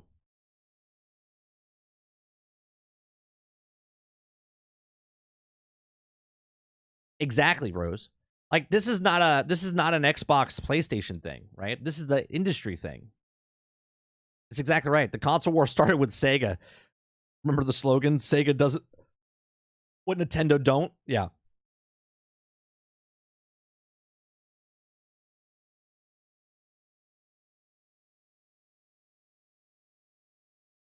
About transparency of console exclusives. But why does Xbox have to let you know if it's coming to PlayStation or not? As a business, why do they have to let you know it's coming to PlayStation when they already told you it's on PC, Game Pass, and Xbox? Why do they have to tell you it might be coming to PlayStation? Hold out. Like, why do they have to tell you that?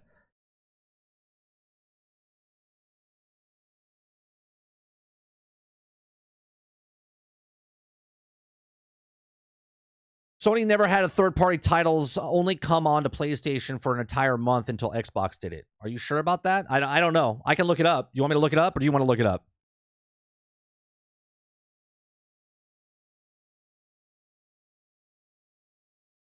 So what was the first thing that Xbox did? What was the horse armor incident for exclusive games, boss, that you think?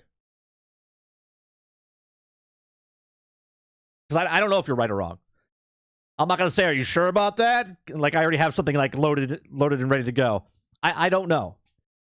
What is the thing that you think was the first thing to do that?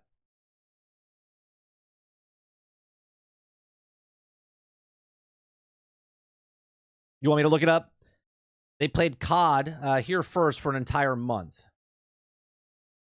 I have friends who were mock getting the original Xbox PlayStation fanboys back in the day, so I don't get where the Xbox started it idea came from. You know what's great? It's able to enjoy Starfield, Spider-Man 2, Cyberpunk 2077, a gamer. That's right. Don't hold back the loyalty to a plastic box. PlayStation had been around for about a decade when Xbox came out. First was COD, then other games. All right, so let's see. What am I looking up here?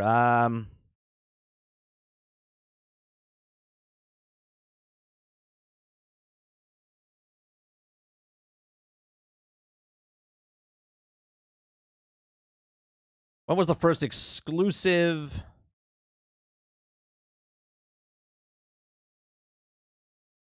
No, when was the first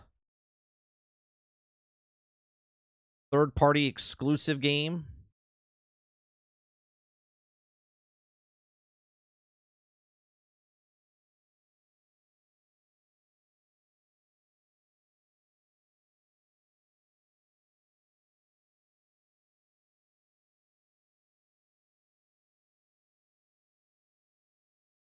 The rise and fall of gaming third-party exclusives. Let's see.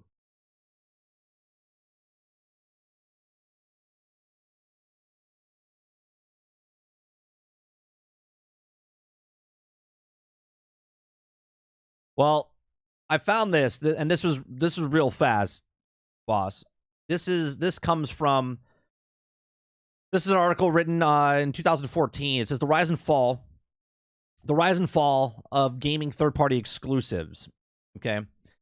It says when the few Atari programs split off from Activision in 1979, they were eager to themselves exclusive to the former employer console. Activision games like Pitfall, River Raid appeared on the Intellivision and ColecoVision as well. Even though Atari's dominated sales position ensured plenty of other third-party titles would end up only on the Atari 2600. Still, even first-party developers weren't immune to the cross-platform development of those days. Now, Coleco published games like Donkey Kong, Zaxxon, on Atari 2600 and television, as well as the ColecoVision. Now, the idea of third-party exclusives really came into its own during the 8-bit era, mainly because Nintendo forced it.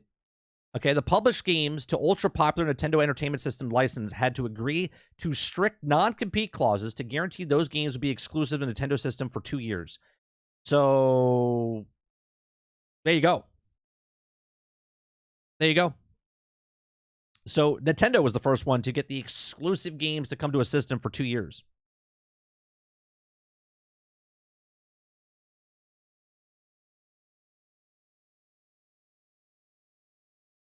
So, like I said, when Atari and Nintendo came in, they had to do certain things to compete. And then Sega came in and they did it to compete. And then PlayStation did it to compete. And then Xbox did the exact same to compete. So for you to say that Xbox did it first,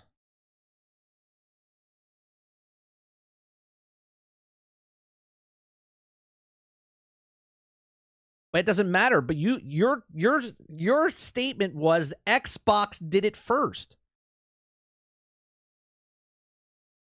First was Nintendo against Atari, and then Sega against Nintendo to initiate the war. There is no war. The war is between you, the fan, and the other fan of the other plastic box. The industry in itself has done the exact same thing for 40 years.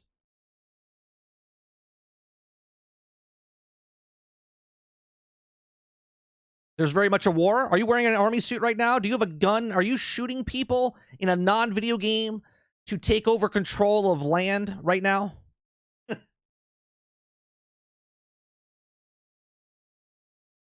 Look, all I'm saying is you made a statement that Xbox did it first against PlayStation. And I just read an article to you that proves that Nintendo did it first to Atari, which then Sega did it to Nintendo, and so on and so forth.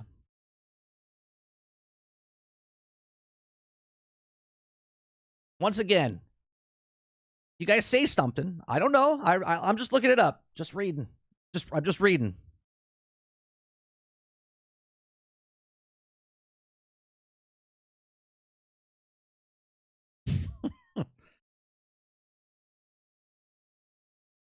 Are we going to look up the who struck first?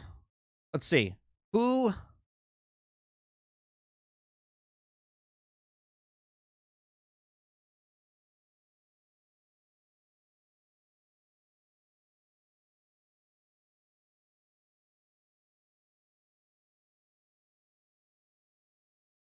Let's see. Who paid for exclusives first? PlayStation or Xbox? Let's see. Paying for exclusives, why is it here to stay? Okay.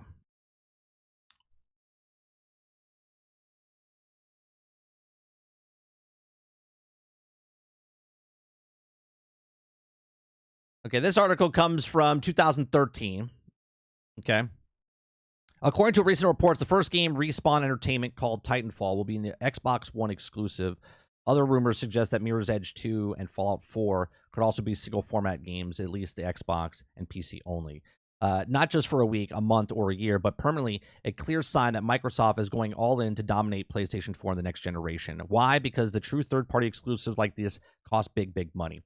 During a current generation, true third-party exclusives have dwindled from usual to rare rocking shore droppings when spending millions of dollars on the game. Now, you need to recoup your costs, and the best way to do this is to sell millions of copies at $50, $40 a pop, and they're nicely to thanks. And the best way to sell millions is to put your game onto as many devices as possible, maximizing your audience. And sure, you can make a cash by releasing the DLC and using the in-game advertising, but nothing beats millions of cold, hard cash physical sales. And there's basically economics, so it can also be no surprise that true single-format exclusives are incredibly unusual. Now, while limit yourself to the Xbox 360 when there are 80 million PlayStation 3 owners out there too. So at E3 2007, when Microsoft announced the VI Medium tattooed sorcerer, the GTA 4's episodes from Liberty City would both be exclusive to Xbox 360 for 1 year, eyebrows were raised. Oh, see, I totally forgot about that. I totally forgot that Microsoft paid for Grand Theft Auto 4's episodes from Liberty City, both exclusive for the 360 for a year. Microsoft had paid Rockstar $50 million. That's $25 million per episode to keep Lost Dam and Ballad of Gay Tony away from PlayStation owners. At the time, it's felt like cheating. How dare Microsoft throw money around like that? Not very sporting of them. Now, 6 years later, the practice of paying exclusives, no matter how petty, has become the norm. The fact that fast becoming a requirement games industry economics have made it so. Scrutinizing peripherals, content like DLC services such as Love Film, pre-release extras, and practice was really taken off during generation. Pretty much everything is up for sale, and console manufacturers or even retailers trying to get one up on each other, paying silly money. One exclusive escort missions, the PlayStation 3 version of Assassin's Creed Brotherhood, has you covered. Want exclusive avatar items? Better get Final Fantasy 13 on Xbox then. Want 17% bouncer balls? Better FIFA 14 on PlayStation 3. Actually, the last one's a lie for now. However, fully exclusive games remain very expensive, and this is what makes the Titanfall news no significant lucrative first-party arrangements mean the titles like Gears of War created by independent third-party developers. Epic still exists, but the fewer large studios remain independent. These deals are getting rarer. It would also be naive to assume that Microsoft GTA arrangement was the first ever paid exclusive, but it was the deal that changed things. See, so it wasn't the first. Microsoft was open about it. The company needed a system seller for Xbox 360, and they bought.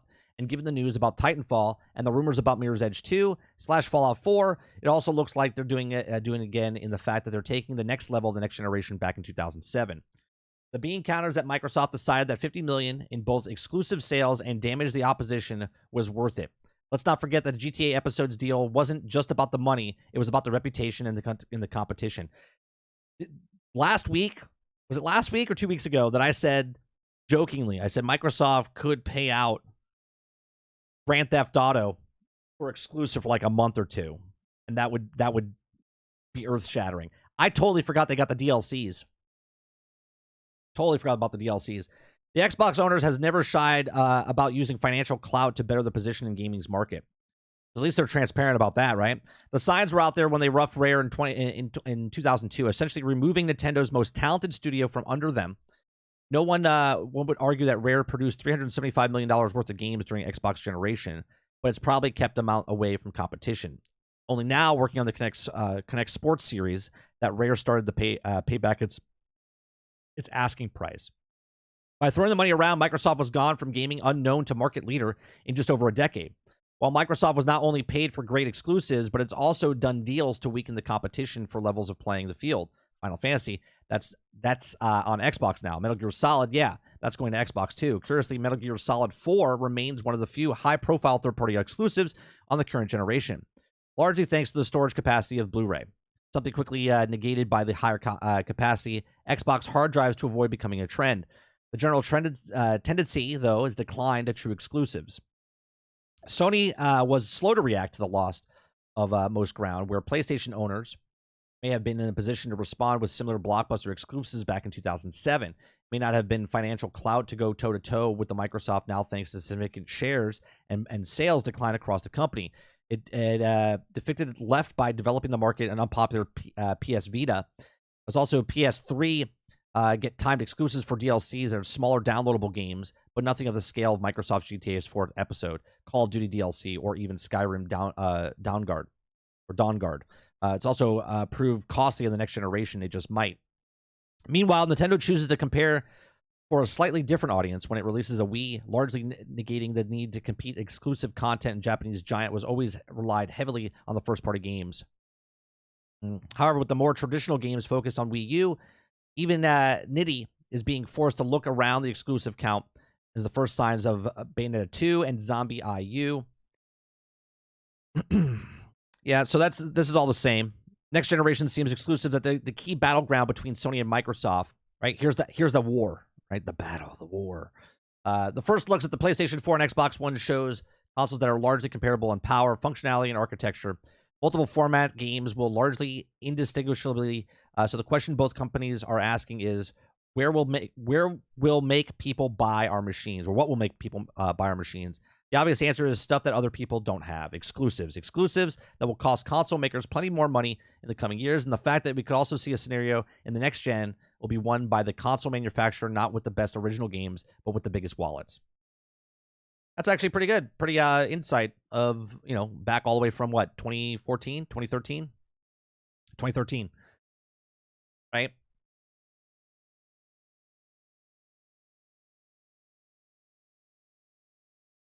Of course you forgot. I forgot. Why? Because I was a PlayStation guy back then? See, I didn't know what I was missing. So.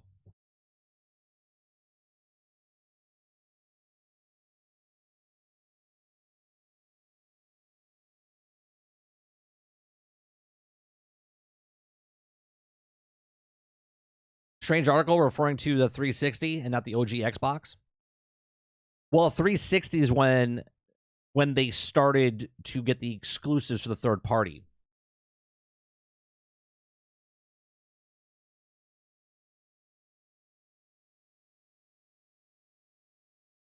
So Microsoft is paying for some sort of exclusivity, and Sony was paying for exclusivity in Destiny. Imagine that both of them were doing it in the same time. Yeah, I mean, they all did it. I just read the article before. Nintendo did it back in the 80s.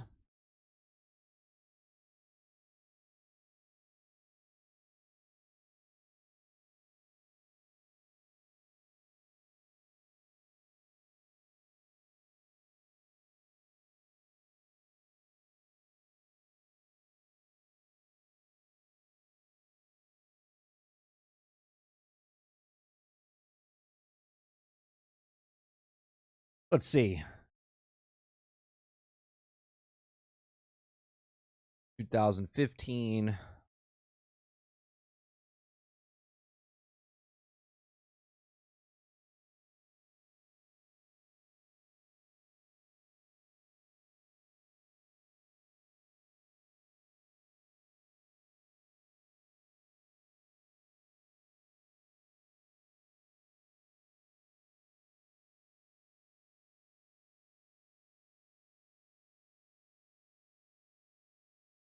Didn't they pay?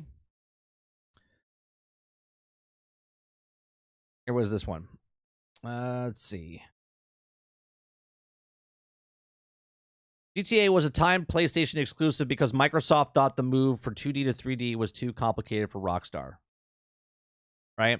So Microsoft had made a few mistakes over the years when it comes to Xbox console. Right? So this is going back to PlayStation 1, right? Or PlayStation 2? Yeah, PlayStation 2. Right?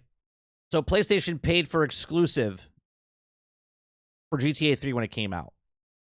Grand Theft Auto 3 to Microsoft exclusive as an Xbox exclusive. They rejected the pitch because they didn't believe Rockstar was capable of transforming franchise for 2D to 3D, resulting in GTA 3 came to be a timed PlayStation 2 exclusive. The documentary explains that Microsoft was approached by a small game publisher who wanted to dust off one of the 2D games they did on PC and really invested in the franchise, and story continued. Man, I'll tell you, PlayStation gets a lot of stuff because Microsoft rejects it. It's crazy how they always go to Microsoft first, and then they reject it.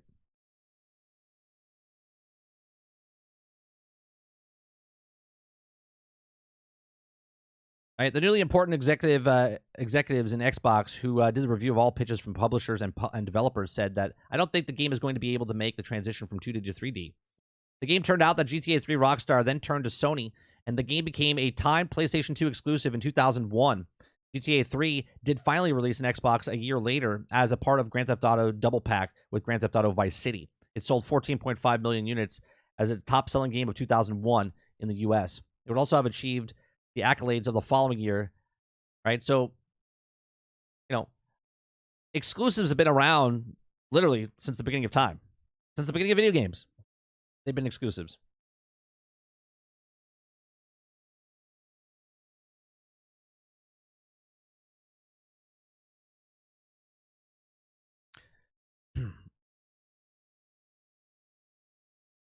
You're so ridiculous, boss. Boss pretends like he's like Caesar in the Roman times. Right now he's in his bath towel with some shrubbery around his. He's like, we will conquer. Like he's hallucinating that he's like from 300. And he bought an Xbox fridge just for this reason. He bought the Xbox fridge just so he can kick it like the scene from 300. And he stabs it with his foam sword. Like, we will win the war. We will win the war.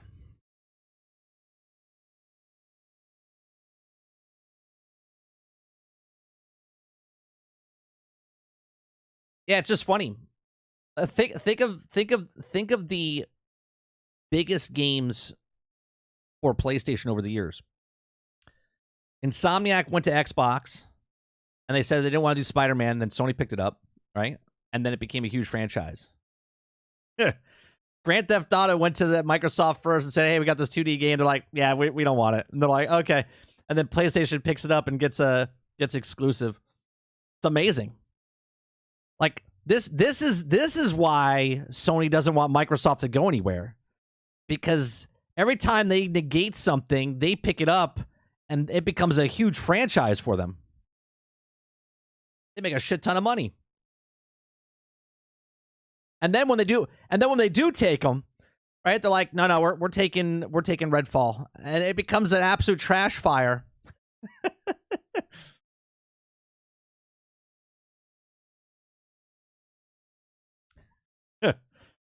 So ridiculous. What other games?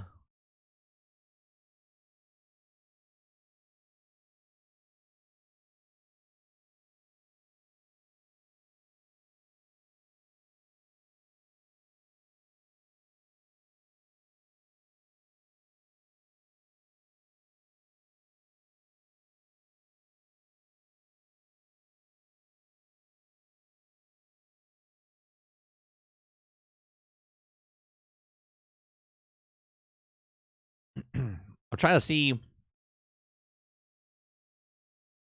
when PlayStation came back in. Where did they come in? 97, wasn't it? 86?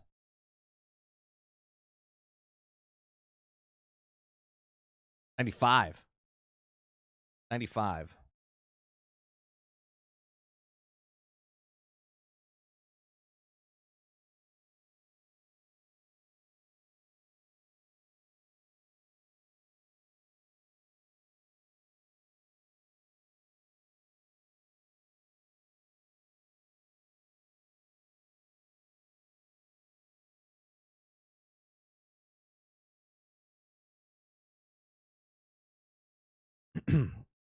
So real quick, I looked it up. It says the irony that Sega themselves were too scared to double down on 3D polygons, and the Sega Saturn ultimately began the chain reaction that ended up seeing their own demise and set the PlayStation on path to success. The PlayStation launched in Japan on December 3rd, 1994, and a mere week or so after the Sega Saturn, because they didn't want to double down on it.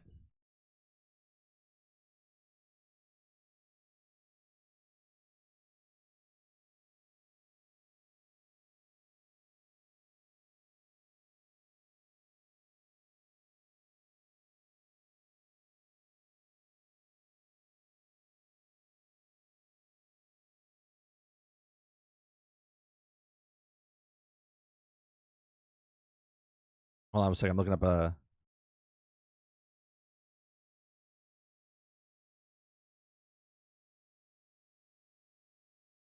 95 in the U.S.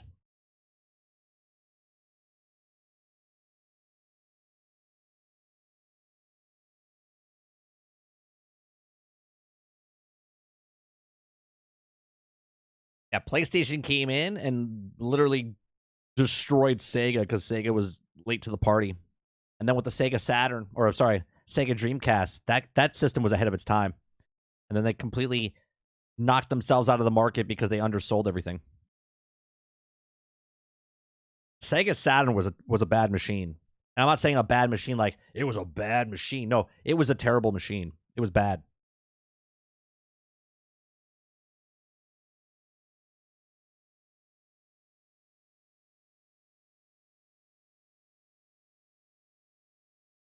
It would be awkward, isn't it? It's because Sony was has the film rights for what? What are you asking? Wait, you said Xbox couldn't have made Spider-Man. Why does okay? Not for you, Titan. You like triggered me again because I don't understand why people don't understand this. Sony Pictures is different than Sony Entertainment. Okay, Sony Pictures owns the rights to Spider-Man, the film rights. That's it. Sony does not own the rights to Spider-Man. They don't own the rights to do the television shows. They don't own the rights for like merchandise or toys, comic books, nothing. They own nothing but the actual movie rights to make Spider-Man. They own the rights to everybody in the Spider-Man universe to make movies. That's it. They don't own the rights to the video game Spider-Man character. If they did, then Spider-Man wouldn't have been in the Marvel's Ultimate Alliance game. Okay? Everyone always gets this very confused that Sony owns Spider-Man. They don't. They own Spider-Man, the film rights. That's it. Insomniac, who got the license to make a game for Spider-Man, okay, has the rights. Now, Sony bought Insomniac, but Insomniac didn't buy Spider-Man from Marvel, right? They license the license from Marvel, okay? So Sony just so happens, because they own the film rights, and they own the company now that has the licensing to a Spider-Man game, but Sony does not own the rights to the Spider-Man IP as far as video games. Does that make it clear? The internet loves to say that Sony owns Spider-Man across the board, and that's not true in any way, shape, or form.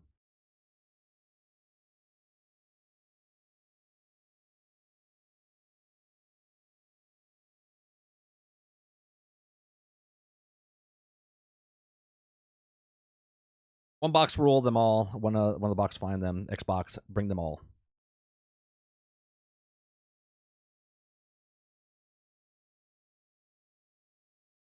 Yeah, they still don't own Spider-Man. They don't own Spider-Man. They have the licensing from Marvel to make the game through Insomniac. But they do not own the right to Spider-Man. Video game, comic, memorabilia, all that stuff. They only own the license and the and this is why they have to make new Spider-Man films every 5 years or something along the lines.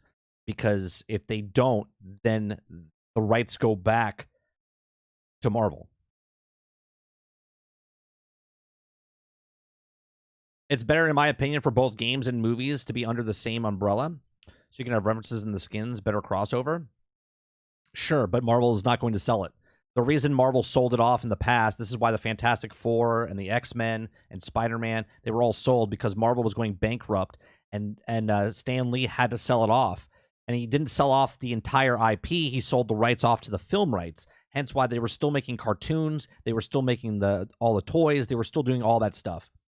Games were completely separate than the actual entity of the film rights.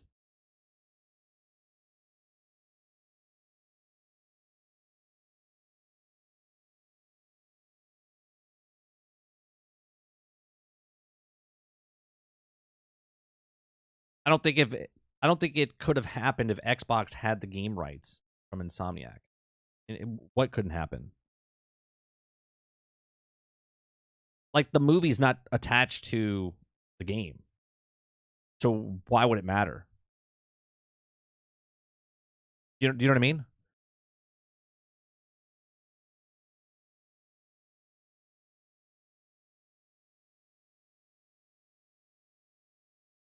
Even if Sony owned the movie rights and then they made an Xbox had the game rights for that one game, why would it look any different than what it is right now? It's still Insomniac making the game. Like Spider-Man 2 game getting Spider-Man 3 black suit, etc. But they still had to pay for the license for that.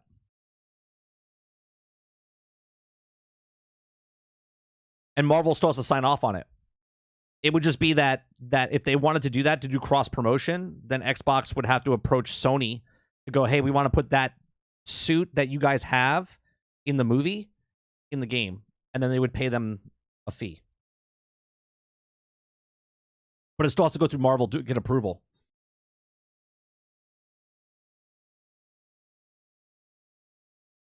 Because, again, Sony doesn't own the rights to the game. They own the rights to the movie.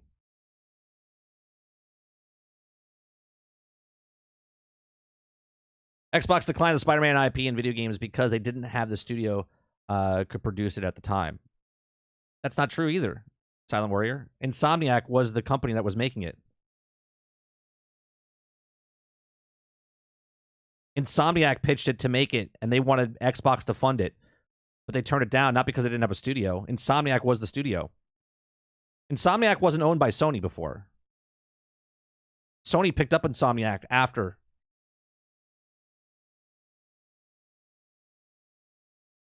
Peter Parker looking like Tom Holland? He didn't in the beginning.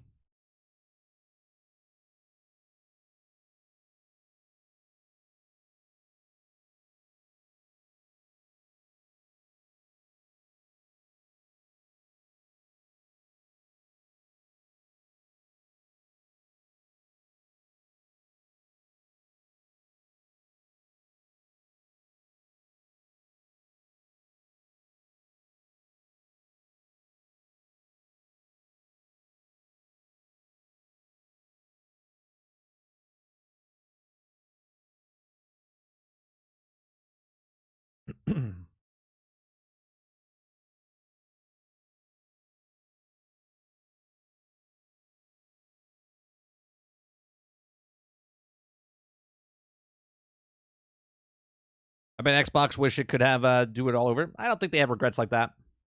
I don't think they have regrets like that. It's a business. It's not like maybe people at Xbox are like, oh, that's a fuck up. But Xbox itself is not going, oh, man, Wish I could have had that game back. They don't care. It's a business. It moves on.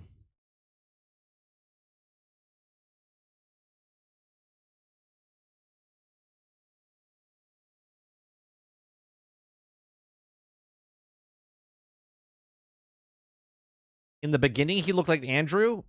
No.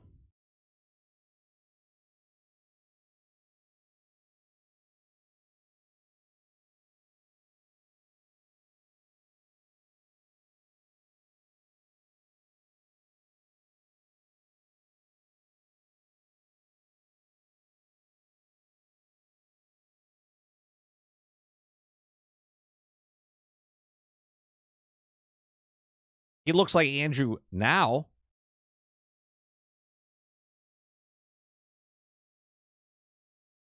This is what he looked like first. What is happening here?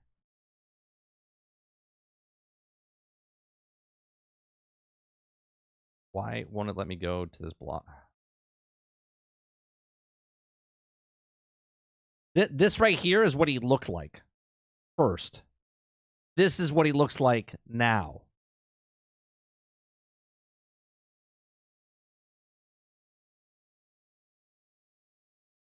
Right? This is what he looked like when he came out in 2018. This is when they did the update. And this is what he looks like now. And then they upgraded him again.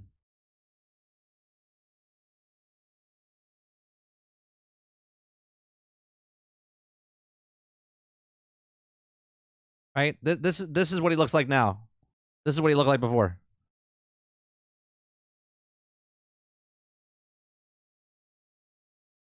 So you're wrong on that. This does not look like Andrew.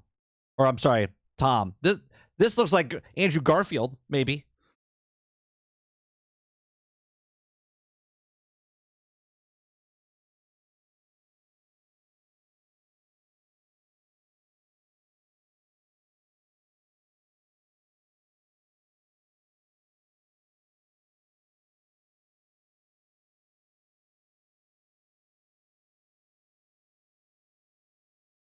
Titan. This is the new one.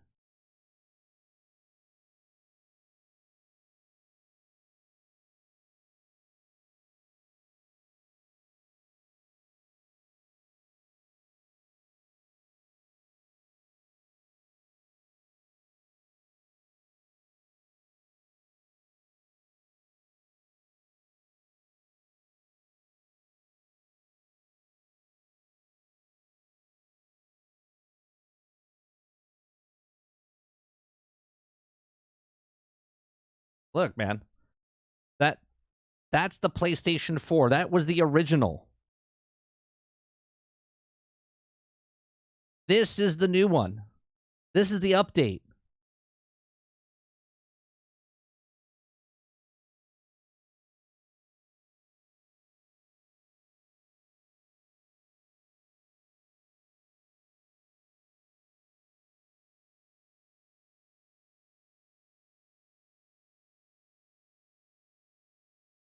The updated one looks like Tom, not the original Spider-Man one.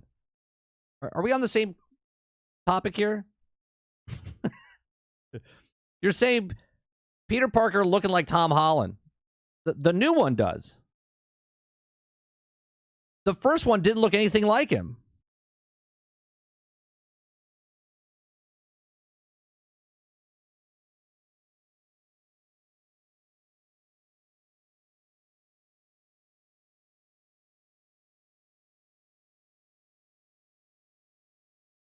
The first one, he looked like an adult. Like, he looked like he was in his early 20s.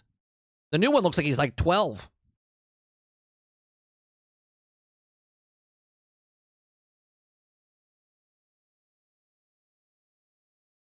Yeah, but that's not what you were saying. You were saying that the original... Let me scroll back up. Maybe I misread it.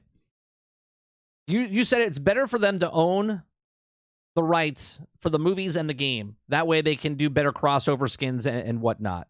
Right? And you said Spider-Man 2 game, Spider-Man 3 black suit, etc. Then you said Peter Parker looking like Tom Holland. And I would assume that you're saying that the new one looks like Tom Holland now, but the original, he wasn't. He didn't look like it. So you're saying that because Spider-Man is owned by Sony, they changed it to make him look more like Tom Holland. Is that what you're saying?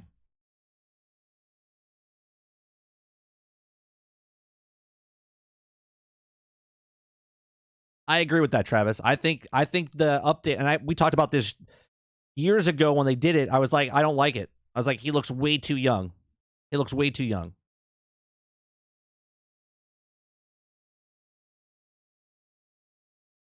And I don't know why they did it that way. And maybe it is.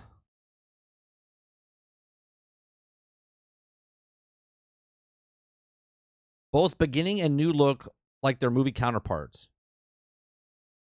But the first one, the first guy didn't like the counterpart of the movie. Andrew and Tom, the movie came out, like there was already 2 films. or one film that already came out with Tom in it when the movie came out. Wasn't Spider-Man...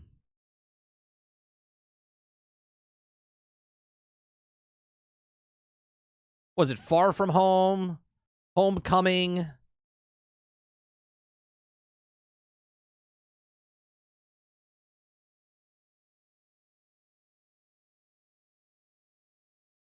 Maybe Spider-Man's related to Benjamin Button. He gets younger, so Spider-Man 3, it's a goddamn infant. Baby, Spider Baby. That's good, Tyler. The Amazing Adventures of Benjamin Spider-Man.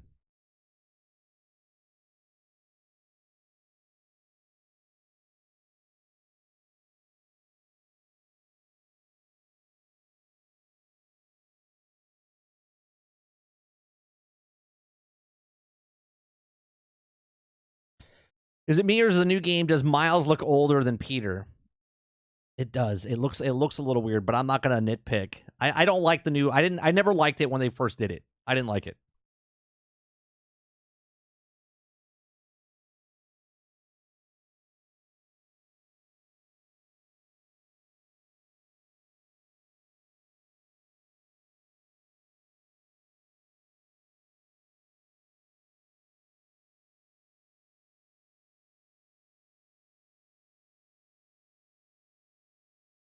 I'm looking up an article real quick.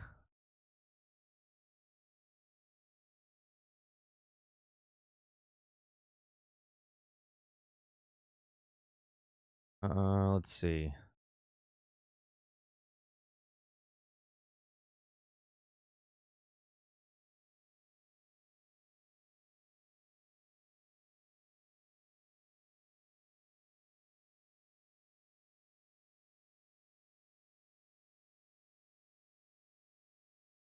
Here it says, the Marvel executive was looking for a publisher that didn't settle for a crappy licensed game and could see an IP as long-term investment. Nintendo was out since they mostly work on their own franchises. Xbox wanted to focus on their own IP.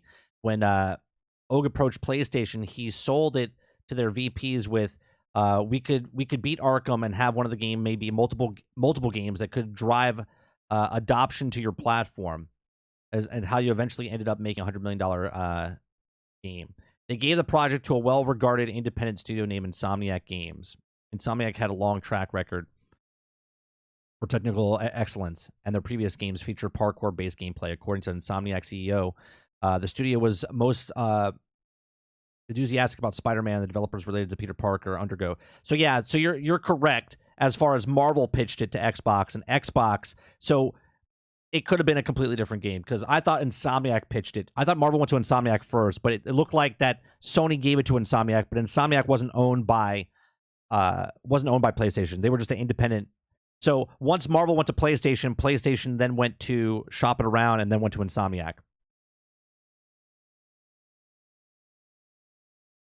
I thought Marvel went to Insomniac and Insomniac went to Xbox, but it's Marvel went to Xbox, and they said, we don't want it because we're looking at IP. And then they went to PlayStation, and then PlayStation said, oh, we'll shop it around. They went to Insomniac, and then Insomniac took it.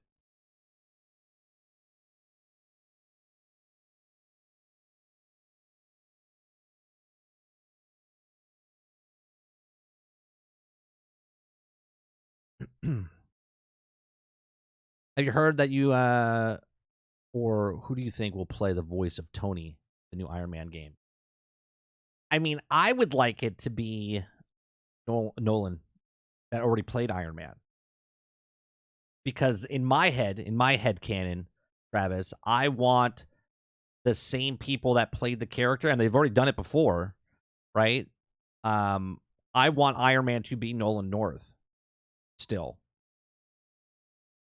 But I don't know who they're going to give it to. Because I would like the MGU. I would like the Marvel Gaming Universe, where it doesn't matter who makes the game, the voice actors are the same.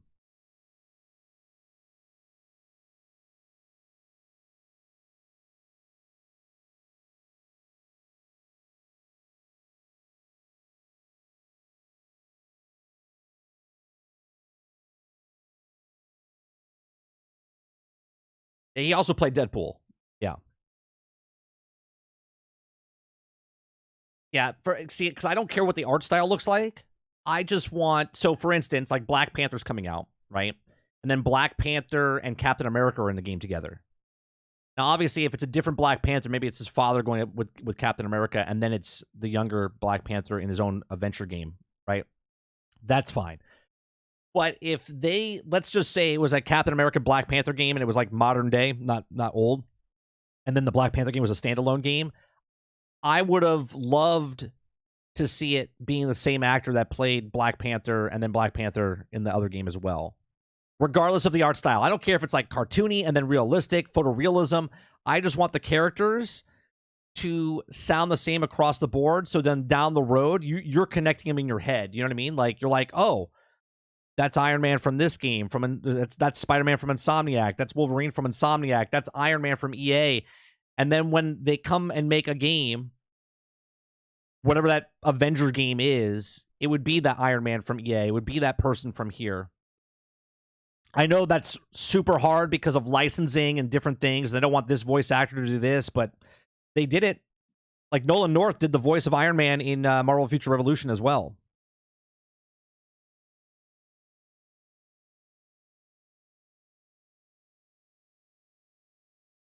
Let me look that up. I'm pretty sure he did both. Nolan North, IMDb.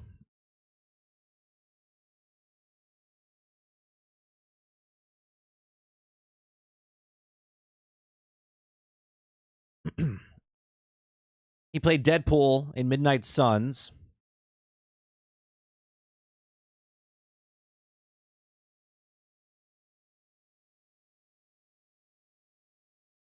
He played Green Lantern. He's played a lot of guys.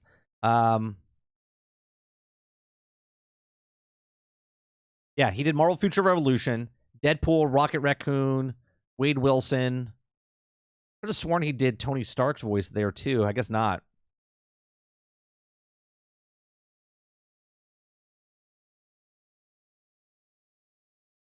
Thought who did the voice of Oh. No, that's not it. Oh, Eric Looms did Tony Stark's voice. I thought it was Nolan. I stand corrected. I would have liked him to do.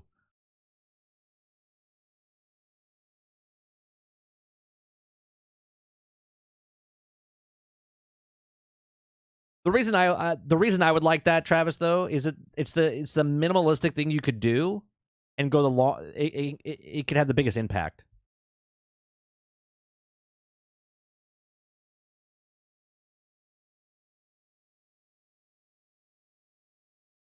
James Gunn's trying to do the cast of actors and actresses, DCU characters, movies, TV shows, all voices the same. I know. I made a video of it when he first said it, Jesse. Yeah.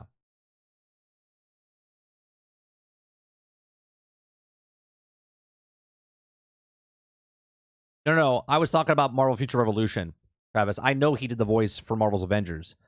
I thought he also did the voice of Iron Man in Marvel Future Revolution.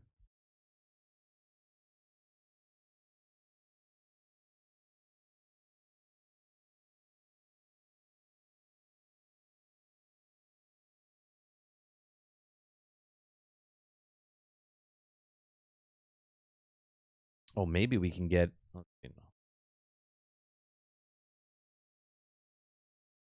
What's he got? Upcoming stuff.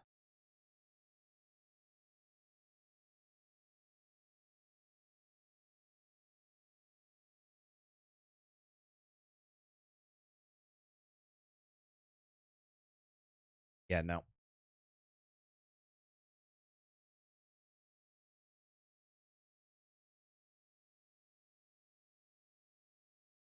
Never played Marvel Future Revolution. It was a great little game. It we played a lot of hours into it. It was a mobile game, but you could also play it through, on a computer as well. Uh, it was fun. I don't think it opens up anymore. I don't think I have it on my phone anymore.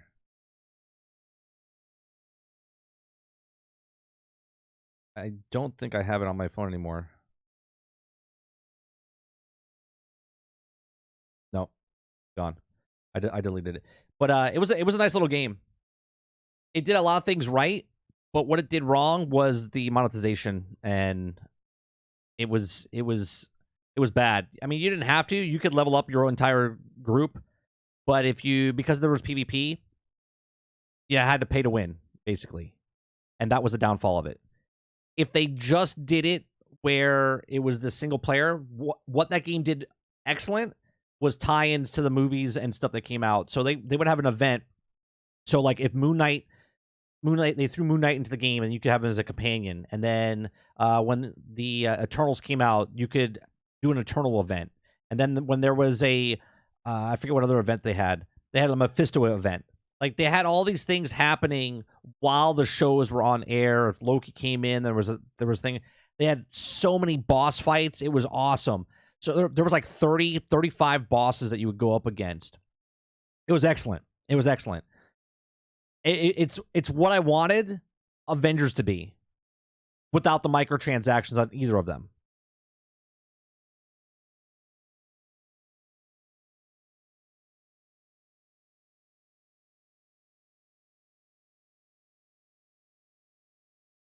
I will not play phone games on principle. We played it on PC. It was a phone game, but we played it on PC. I'll tell you, it was a lot of fun. They had characters they never put in the game before. They had like Doctor Strange. Right? Here, let me the skins and everything.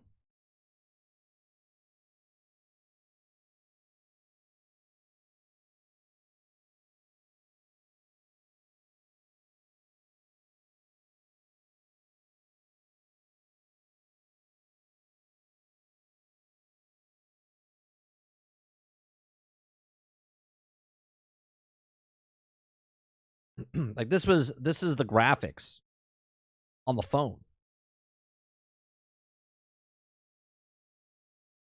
Okay. Like this were the cutscenes and stuff.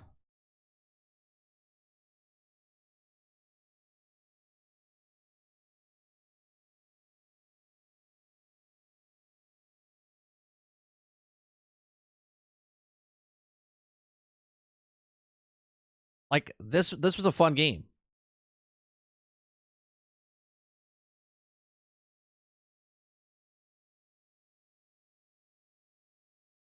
Right? You got to be a lot of characters.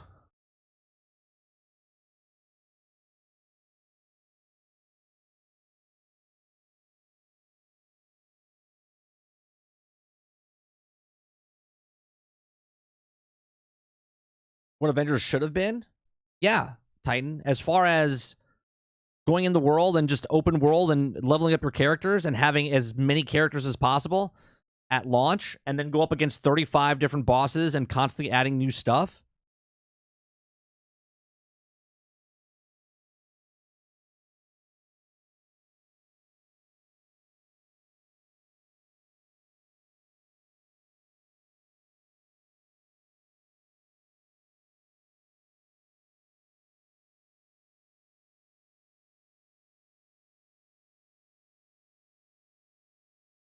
These are just the openings of each of the characters, right? So they had Storm, they had Iron Man. Did they have? That's right. They had Spider-Man.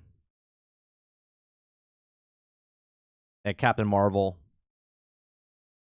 She was powerful as OP, man. She was OP at some points. They had Captain America.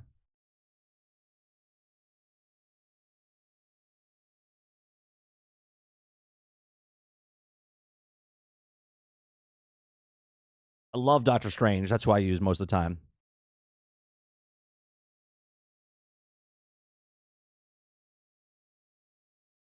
And they screwed this up because they kept putting companions in the game. Like, you could have Vision, you could have the Punisher, you could have Deadpool, you could have all these guys, a Hulk, Thor, but you couldn't play Hulk or Thor. And I was just like, why is it always missing something, right?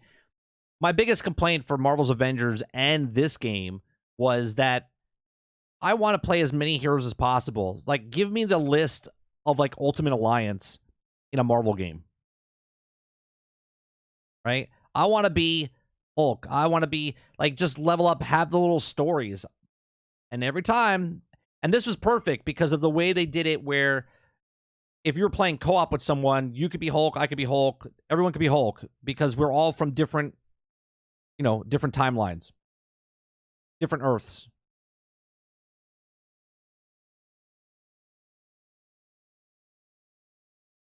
I think you could still play it, can you? Or is it completely shut down? I think it's completely shut down now.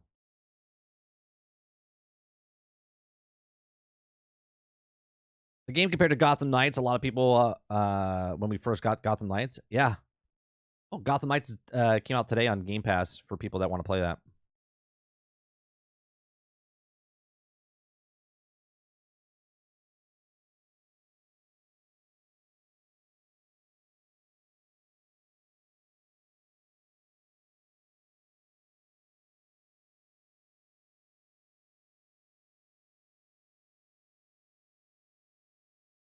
Nope, you can't even download. They literally shut it down. Yeah, it's shut down now.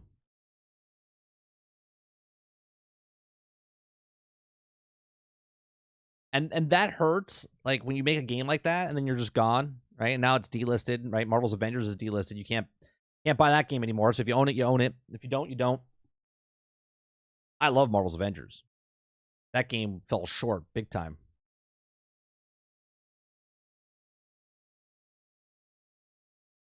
Yeah, because it wasn't. No one was buying the microtransactions. No one was buying the loot boxes and shit they were putting in the game.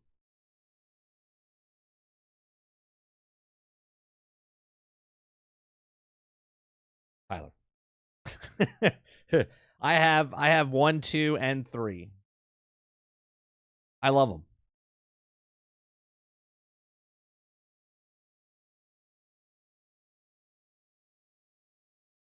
Yeah, because they screwed it up, Titan. They screwed it up.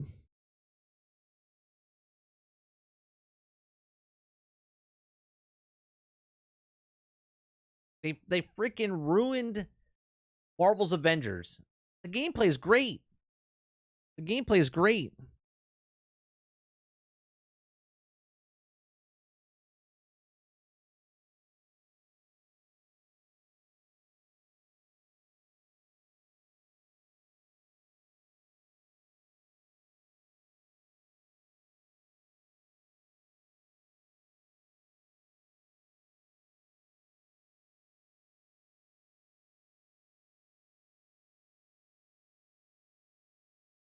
Like, they just threw Bucky in there at the last second. They didn't even care. Just like, yeah, here's Winter Soldier. Whatever. Here you go.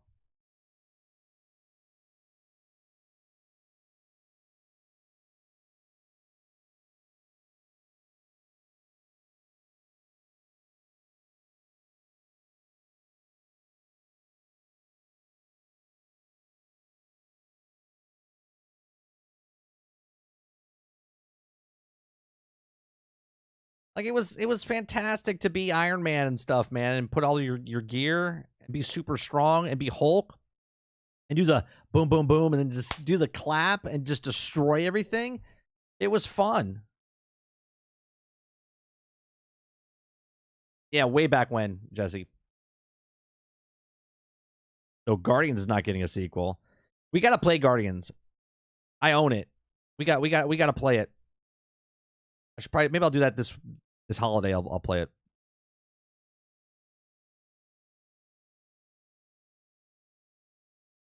If a question is, why are they always missing something? And the answer is usually microtransactions, DLC, or sequel.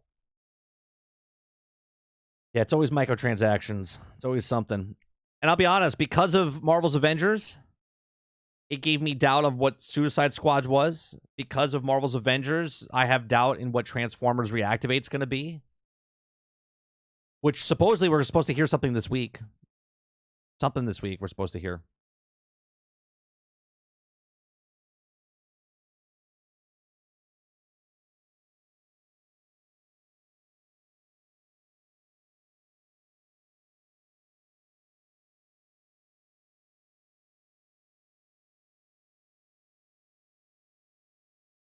All right.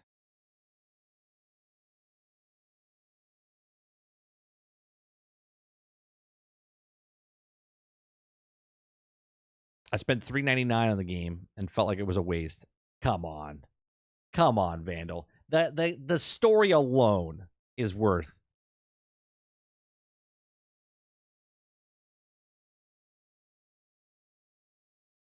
Yeah, Jesse, they're supposed to do some sort of trailer or something because they're doing the Unreal conference this week.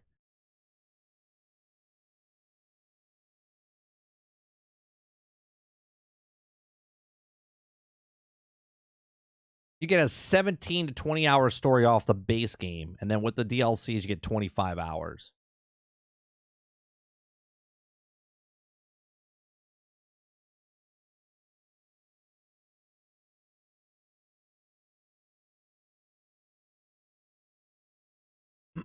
Sony needs announcements after Spider-Man 2. Yeah, I'm wondering what they're going to show, right? Because that's what they've been leading up to is Spider-Man 2. But what after?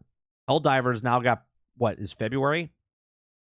That's a $40 game, so that's not a blockbuster game. You're banking your whole thing on.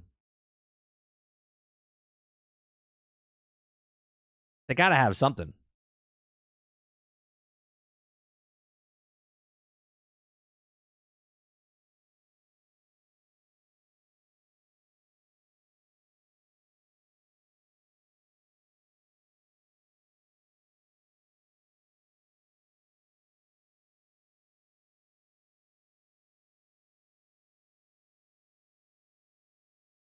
Not gonna lie, it was on Game Pass, and I still didn't get past 2 hours. Did you play the story, or did you jump into just trying to level up your character?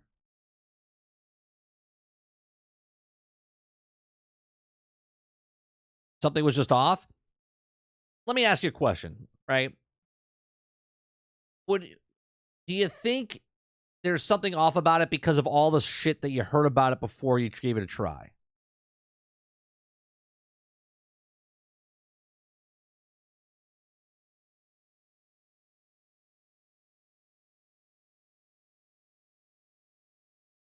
Because even what East Side's saying, right, where he says I spent $3.99 on this game and it felt like a waste. I wasted it, right?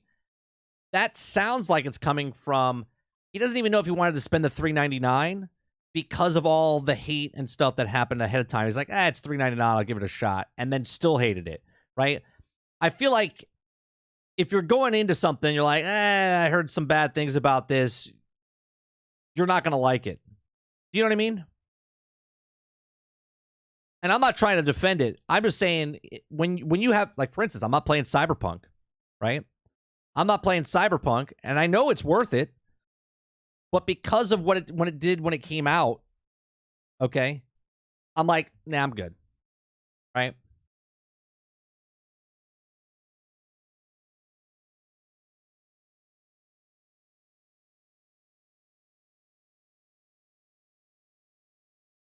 I typically don't listen to outside info. I prefer experiencing a guide on my judgment. Yeah, but you did hear it. That's what I'm saying, Embu. Regardless if you're looking for info, it was talked about so much and talked shit about so much that's what I'm saying. That's why I'm asking. Do you think that was weighing on you? You know what I mean? Like you're like, it's on Game Pass. I didn't hear too many good things about it.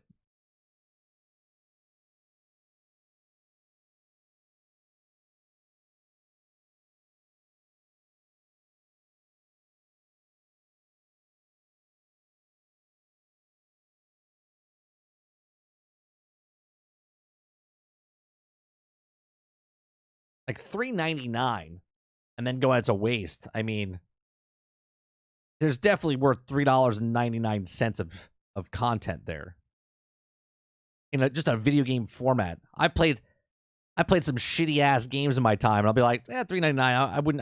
I wouldn't feel like I wasted my money on it.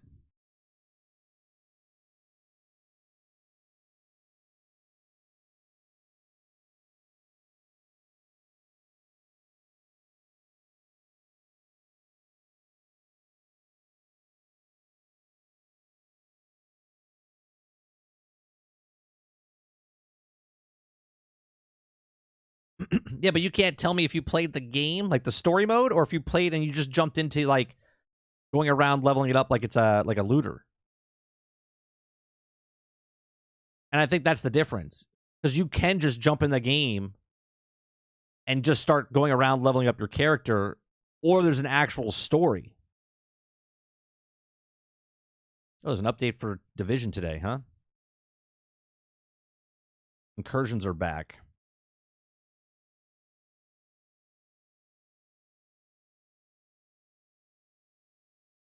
We're going to be playing Darktide, Warhammer Darktide tomorrow night with Sarge. And I think Brainchild's going to play with us as well. I think Mo's going to play with us as well.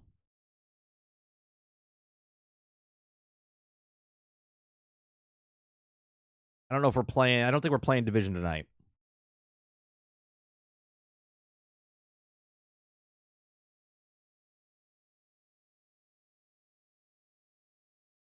And that's 100% possible, because they did a shitty ass job trying to explain what was what in that game.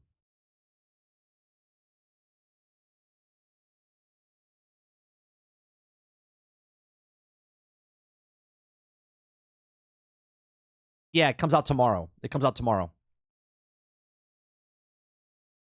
it comes out October 4th, right? Today's the 3rd? Yeah, today's the 3rd.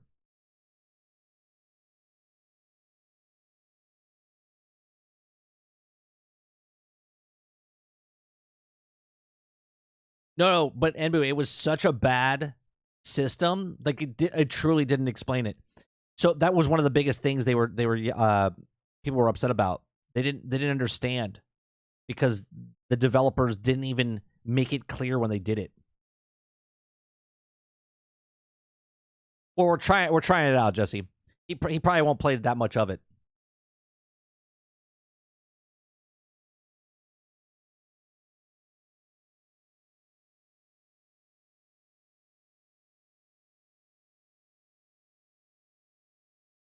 Like, they didn't explain anything.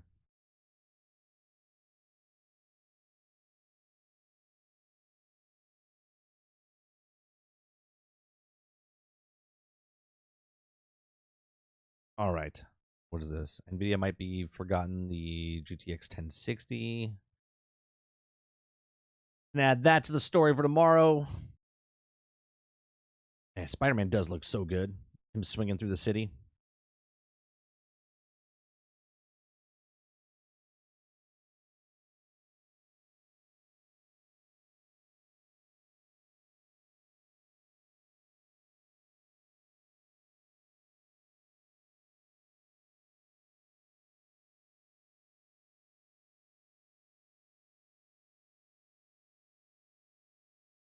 I don't know. I don't think it is on Game Pass anymore. I think they took it down. I think.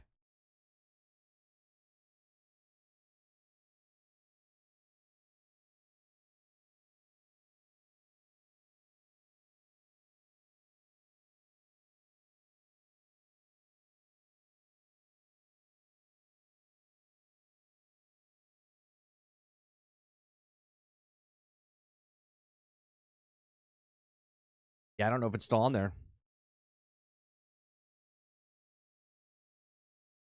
I think it is, actually. Marvel's Avengers Definitive Edition. Yep, still on. At least it says it on my thing.